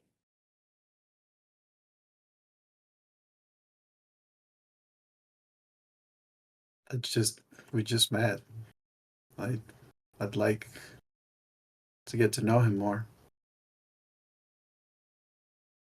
But he can't leave here. And you're just here to help. I mean, I can come back. I'm in no rush to leave. Oh. Um, yeah, yeah. And you can tell it doesn't take a role. She's not forthcoming with whatever she's thinking. It seems like, you can like when Mito's Mhm. thinking stuff, you can see it there. Is your hand on the table open? I don't think yet. He's been talking about this, and now there's like his hands are like in front of him, like near his thighs, and this like expression is just keeping him there, sort of very inquisitively, just looking at her. Yeah. Um, is there something specific you want to know? And I mean, I asked this question, but you can tell me if there's something you're looking for, and I can do the thing. She says, like, kind of tapping the table again. And he puts his hand on the table. Um, I guess I'm just trying to fully understand everything. It's all, and actually, consciously, there is a bit of Orúno that is wondering if she makes physical contact with me, can I try to figure out what she's hiding?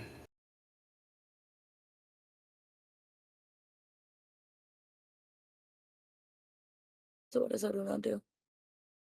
Just puts his hand there, waiting for her to do the same thing that she did. You're trying to. Is there anything specific you're trying to get answers to, or are you just looking for advice? Um, I guess advice would be good. Learning a little more about what's happened. I'm sort Yeah, of new, not just to this, but to the family too. yeah. Um, and she taps the inside of your hands. Are you trying to get into her head when she does it? Yeah. Okay, roll unleash your powers. Something's still there.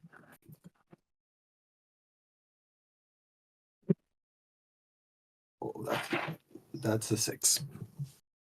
That's a 6. You go and you see, like, it's the same feeling that you had before where you can feel your eyes roll and you get into this dark place, but you see it's got this like weird little spotlight just in the center of the room. Like it's like a small, like 10 by 10 room that you've just gone into that's dark with a spotlight in the middle, and you're on the outside. You're like looking in, and you see Laiz like lounging back, like in a little lounge chair with her feet up on a table, like just sipping some frozen drink with the curly straw. Orúno, I've been doing this for 200 years. You think I haven't? You think William didn't try to do the same trick when he first came around? And you flash back into your seat, and she's just there with like almost a loving smile, like that was actually that like that's funny. She taps on the table again, kind of metronome like. She goes, y'all really are brothers. I can answer questions. You don't have to sneak into my brain to get them. Well, why are you not telling me? What do you mean? What am I not telling you? Am I not going to be able to see William? You'll be able to see William. It's just. And when she taps your hand this time, you see that purple glint from her eyes almost dissipate, and then you see a purple glow traverse up your body through those tattoos as they dissipate as it gets up to your neck. You're gonna have to make a choice. Everyone's got a choice to make, but you've met part of your choice already. As she kind of looks over at William.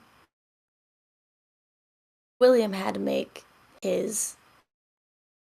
And not that you guys have the same choice, but you're gonna have to make a decision, and that will determine when you get to see him next. You still get to see him, but do you get to see him soon, or are you gonna come back looking a little older? You know what I mean?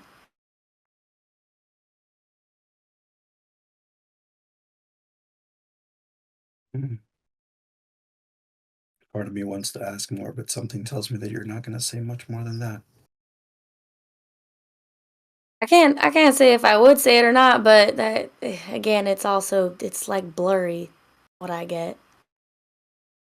Again, So, it's not seeing the future. It's again, it's more like a math. how can I want to be better at these new powers, and I some of them feel potentially dangerous. I just want to, is there a way that I can just learn better? I don't know. Yeah, you can start letting people in before you try using the powers to get in yourself. She smirks and she kind of like taps you on the head a little bit. Fair. I deserve that. Um, well, I think I've come to understand partly why I did not know about William, although I'm still. I guess the biggest question I've had all this time is, was it really necessary to keep me in the dark all this time? About. And then he just looks around at everybody around, like, there's so many people here. And for so long I thought I was alone, and I just don't understand why I had to be without this for so long.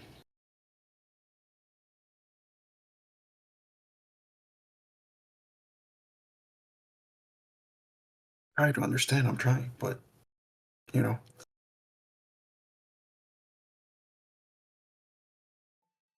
You see this glint of purple kind of flash in their eyes. I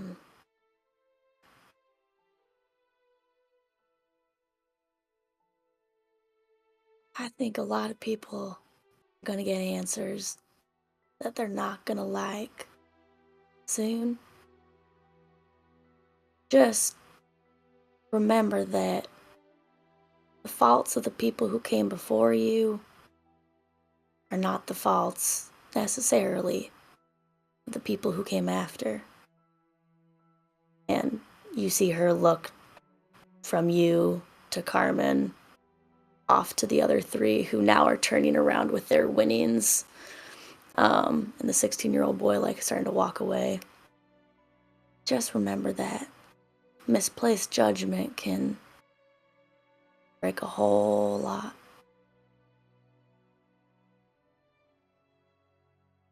I think you're also about to get called. Yeah. Sorry about the mind thing. You're funny. Yeah. If anything, that just means maybe the 6-year-old's a little bit quicker than you. It didn't take him too long to do it. He tried shaking my pinky and tried it. It was ridiculous, but I digress. Nice meeting you. It was a pleasure meeting you both. I hope to see both of y'all later. I think I at don't know. that, Carmen puts her hand on Orúno's shoulder, if that's okay. I think she's been trying to give you some space to have this moment. And she goes, "Do you need a sec? Because I do think they are going to call us." Oh, I'm good. And he sort of stands up and gives Lays one last look. Till next time, whatever time that may be.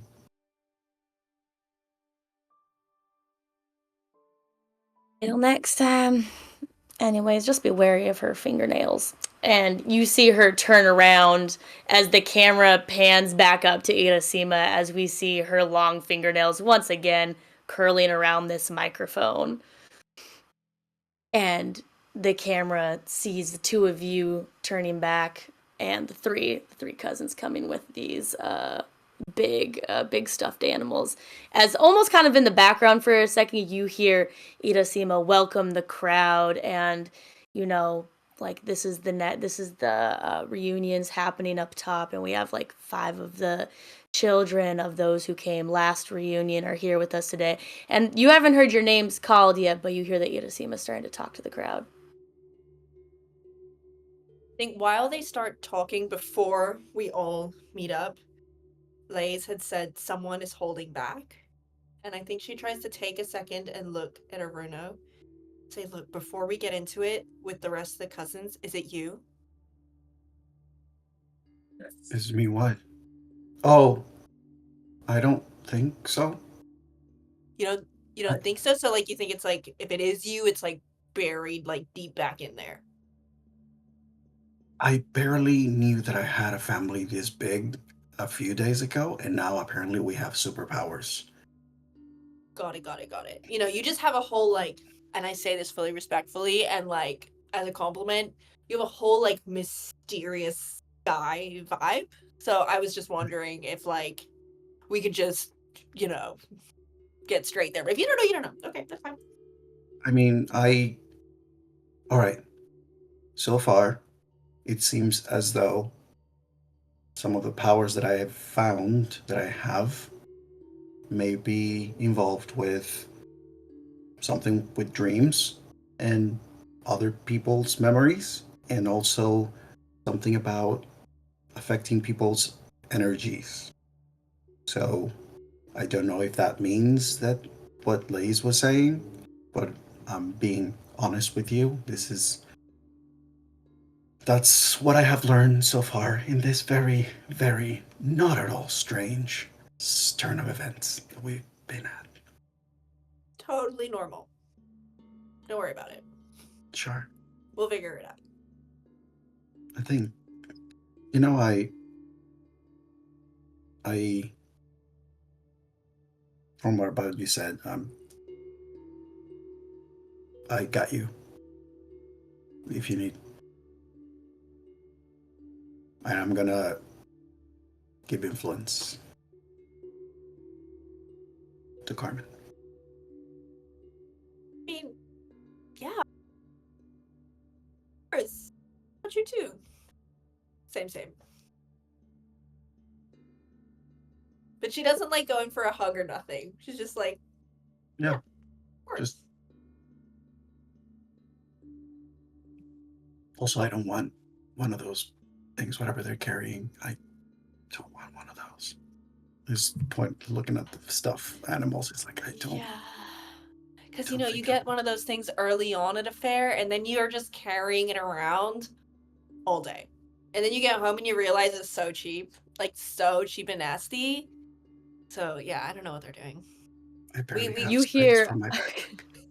you hear, I don't know what they're doing, Orúno, and all 5 of you hear, speaking about the ones who have the 3 new dolls, toys, plushies, whatever we want to call them. The 5 are here. Can I get a warm round of applause for the 5 heroes of this reunion? And you hear like the crowd just start cheering as everyone with the comment of the plushies. You realize now looking around, Myto, you guys are the only ones with these plushies. And the crowd kind of scans before now everyone around you guys is turning their heads towards you while clapping, and people are making a little way to the stage. Before we make our way, can Myto realizes this in a moment and is like, okay, we gotta get on stage. We don't want. Hey, Tom and Gabriel, can you just bring those over here real quick? And you see, Yeah, no problem. just leave it on the ground. And then Myto turns to Stitches, is like, okay, get 2 of the tentacles from the octopus, take the nose and the fin from the dolphin, and the 2 eyes and 1 of the bear paws from the bear. Just throw it in my book bag, and then we'll just leave this at the ring toss. Okay. And you just see Stitches in like this whirlwind, just like both cutting off of these stuffed animals' limbs, but then sewing them up like almost immediately in like this weird mechanical way. And Stitches comes back with like these body parts and throws it in the bag. Okay, looks at Tom and Gabriel. Okay, I think we can leave these here. I got what I needed. I mean, I got what Stitches needed. We're just gonna leave the carcasses here. Oh, they're still kind of the animal that they were supposed to be, just with Minus a few parts. yeah, just with some modifications. And the beakless dolphin. It's just Beak? some Beak? Is that for a new experiment? Just for a current one. Okay. You know what? I don't need to know. Who Mm-mm. or what? I think we need to go up on stage. Gabriel just pats your shoulder. I am happy that you have an outlet for your hobby. Hobby? This? Oh, yes, hobby. Yeah. Hiroshima is impatiently clicking their fingernails. We should get up there. You hear the fingernail tapping the top of the Why microphone. did they do that? All right, let's go. Orúno just walks away. It's like, I'm. The camera like follows you guys walking through the crowd, and for a split second it pans back, and that 16-year-old boy is just like, I don't even, why is this 3? Okay, well now I have to clean it all up. And you see he's like putting these carcasses in a bag, lugging it over the shoulder as the crowd kind of Bodies forms out back the together. bag, you know. Bodies in the bag. And you all 5 are now, along with Stitches, now in the front, or on the stage with Hiroshima.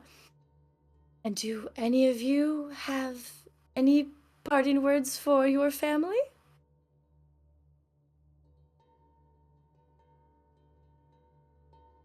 Orúno turns to Gabriel. Myto turns to Gabriel. Tom Okay. is looking around in the way that you look around when you don't want to make eye contact with your teacher so that they don't call on you. Sure, certainly. And Gabriel shuffles on up and takes the microphone from Hiroshima, who is terrifying, by the way. They're always terrifying, and Gabriel will always be terrified of them. You realize as you take the microphone that Hiroshima looks taller than they did before, like by a few inches, as they're almost looking down on you as they kind of like just give you the microphone, their hands unfolding. Thanks. And Gabriel like clears his throat. There's like a moment, a heartbeat or two, where he is kind of playing with his beard a little bit before he looks over at everyone else. Friends, family, it is so lovely to see all of you here. Every time when we have a reunion, I feel that we prove that we are closer than ever, that our bonds of blood persevere through all challenges and trials. And this is no different. My cousins and I, and he gestures to the other four, we have a task and a responsibility, and we are certainly young, certainly new. But I hope that you all would love and accept us and know that we will do our best for all of you, for all of us. And whatever trials come, we will overcome it together. Thank you. Passes the microphone back to Irasima. And you hear like a bunch of applause. You hear the tiniest like "What?" Like from the front, you see the only two faces you really recognize in this crowd is a little William shaking the two like white cones of already eaten cotton candy, just shaking them, standing next to Sandra. Just- Gabriel does the polite like wave at everybody, like this clapping in the audience.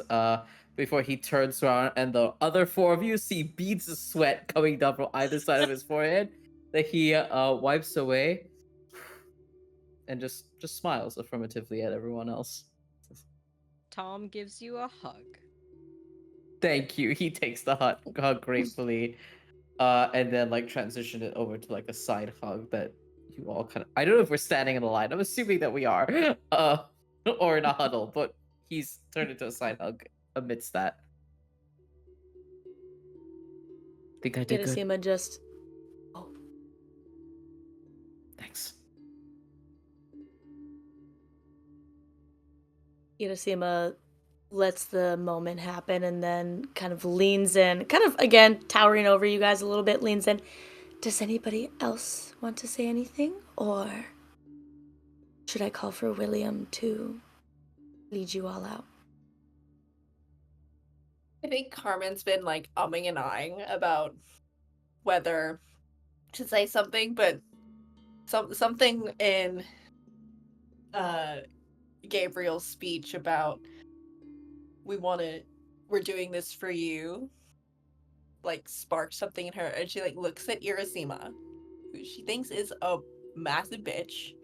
It's like, yeah, I would actually love to say something.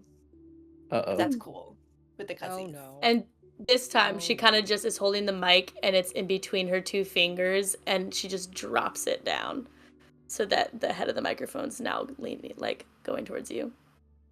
By all Right. means, please.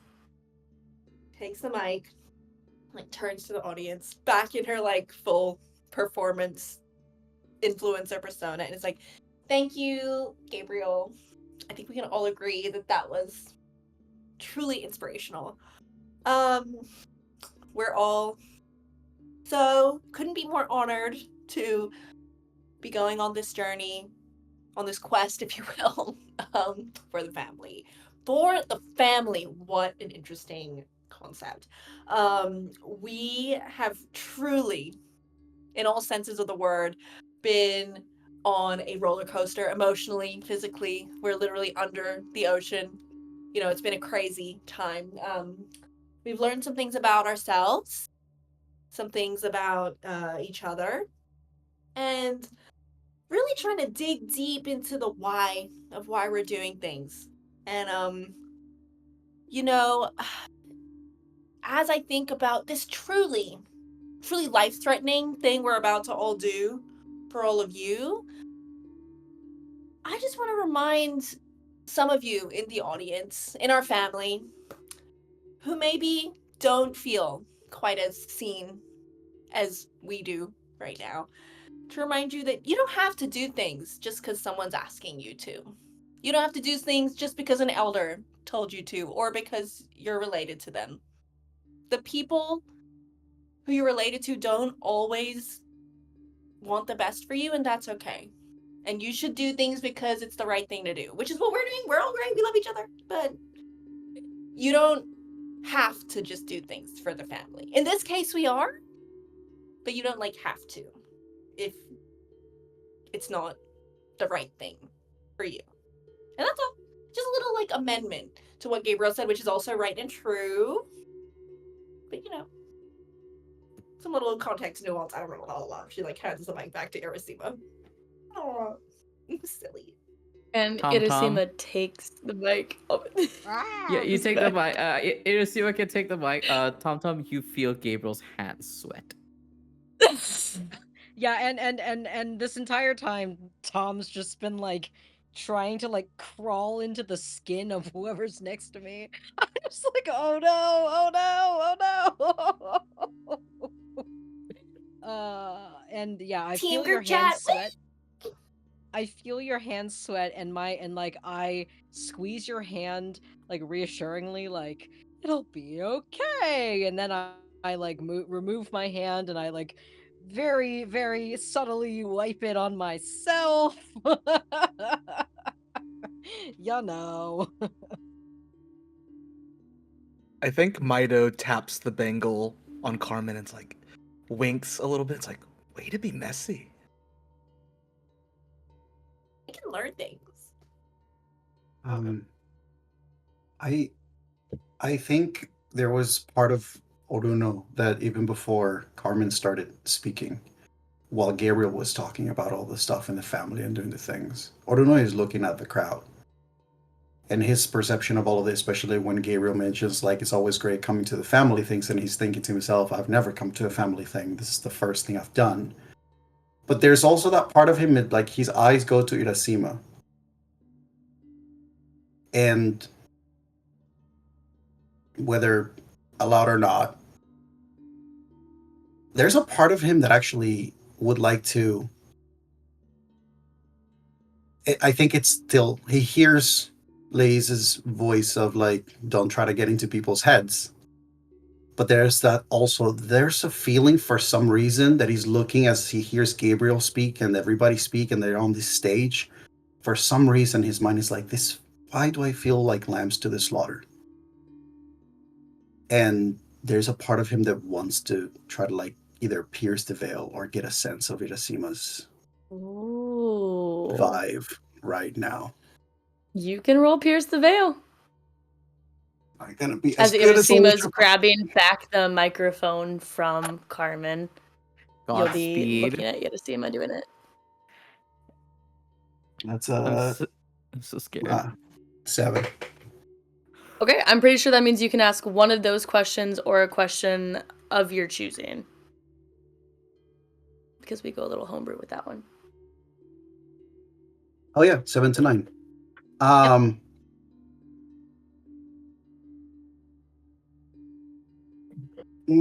There's 2 of them that are like very close to. There's a. What are you really planning?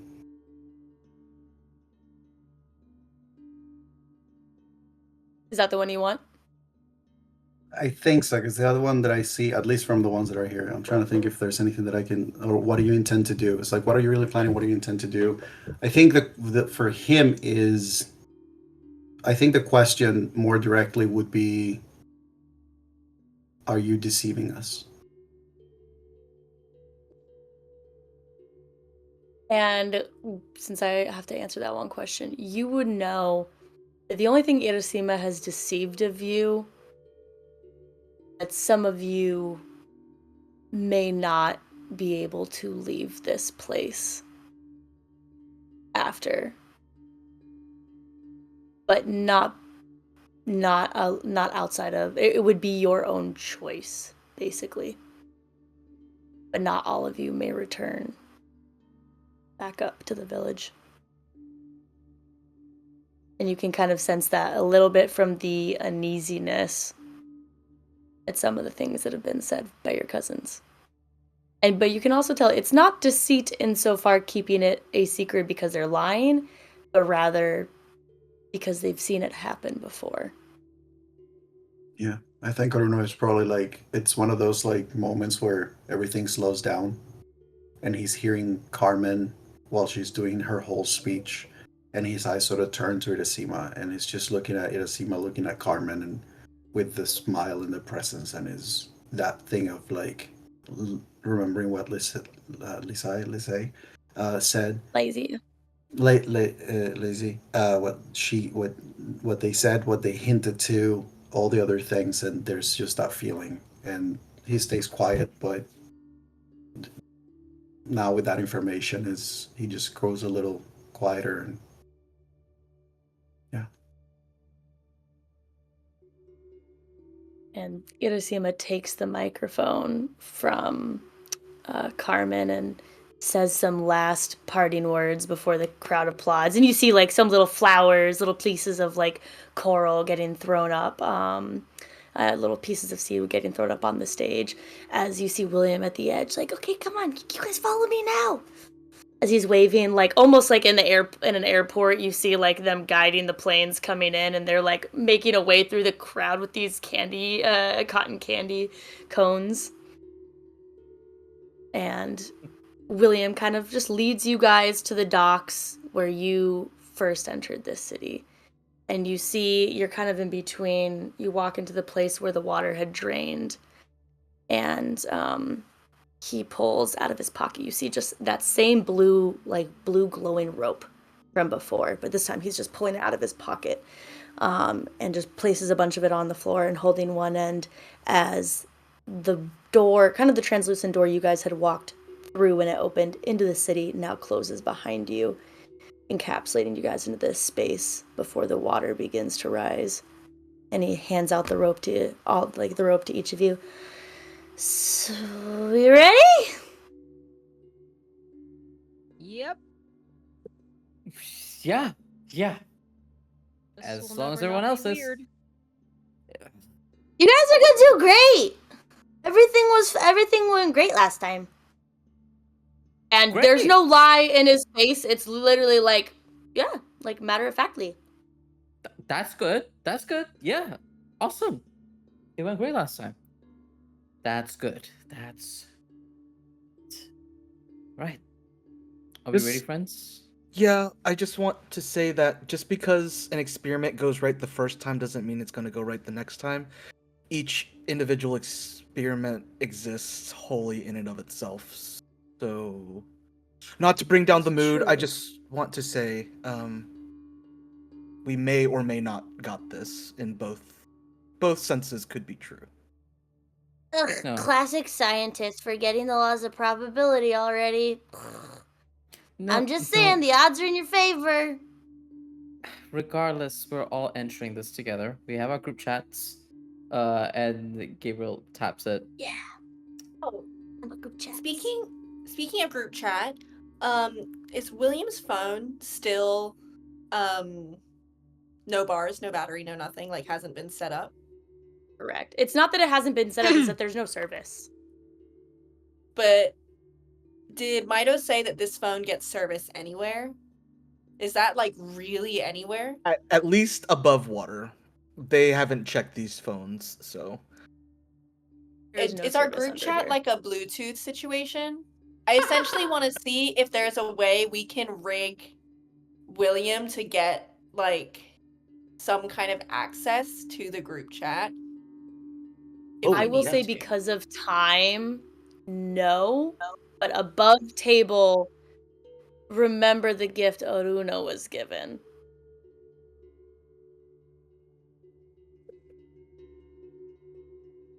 Oh, got it. Then never mind. Okay. Just for time, I'm gonna say you guys all grab onto the rope. The water fills up as it did last time, and somehow little William just starts speeding off with you guys at the front. doing this little doggy paddle that is far more than a doggy paddle. And at this point, you guys can kind of gather that it's the front of this. There's something to the front of this rope. And as you guys start traversing your way away from the city towards the bedrock, the other side of the mountain here underwater, going towards the cave, the camera pans towards the cave far ahead of you guys, where it comes up under the entrance of the cave into where there's no more water. And we see the light from the blue algae, this bioluminescent light going in and out and in and out. And we hear a voice grow louder from inside the cave, mumbling to themselves. I had everything planned. I don't know why she had to get in the way of it all. If she had just stayed out of the business and not fucked it up before, then everything just would have been fine. But no, we're going to play Miss Goody Goody Two-Shoes and play Miss Perfect Child. And we just hear rumblings as we turn the corner and we see the faintest reflection from the blue algae of Miriam's face. Gabriel and Tamsyn's mother. And with that, we are going to end the episode here. Thank you all for joining us for episode 6 of Beneath the Surface, where everything is totally normal. Thank you guys so much for being here. We are going to do outros backwards the way we started, starting with our really tiny Nala. If you want to outro yourself. Hey guys, my name is Nala or Jay. I have been Tamsyn Zhao. What the hell? Yeah, cool. Tom's entire worldview has maybe shattered. That's cool. I love my mom. Okay. Who am I?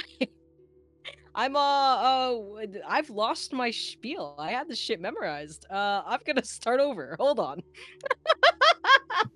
Hey guys, my name is Nala or Jay. My pronouns are they, them, and I've been Tamsyn Zhao.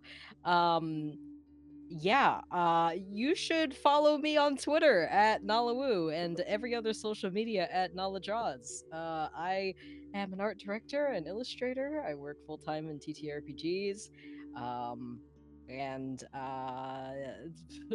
besides that, I do voice acting, sensitivity consulting, and actual play stream performance like this. Go watch stuff that I'm in. Like, I don't know, the episodes of this show that came out before. If this is the first episode you're watching, what are you doing?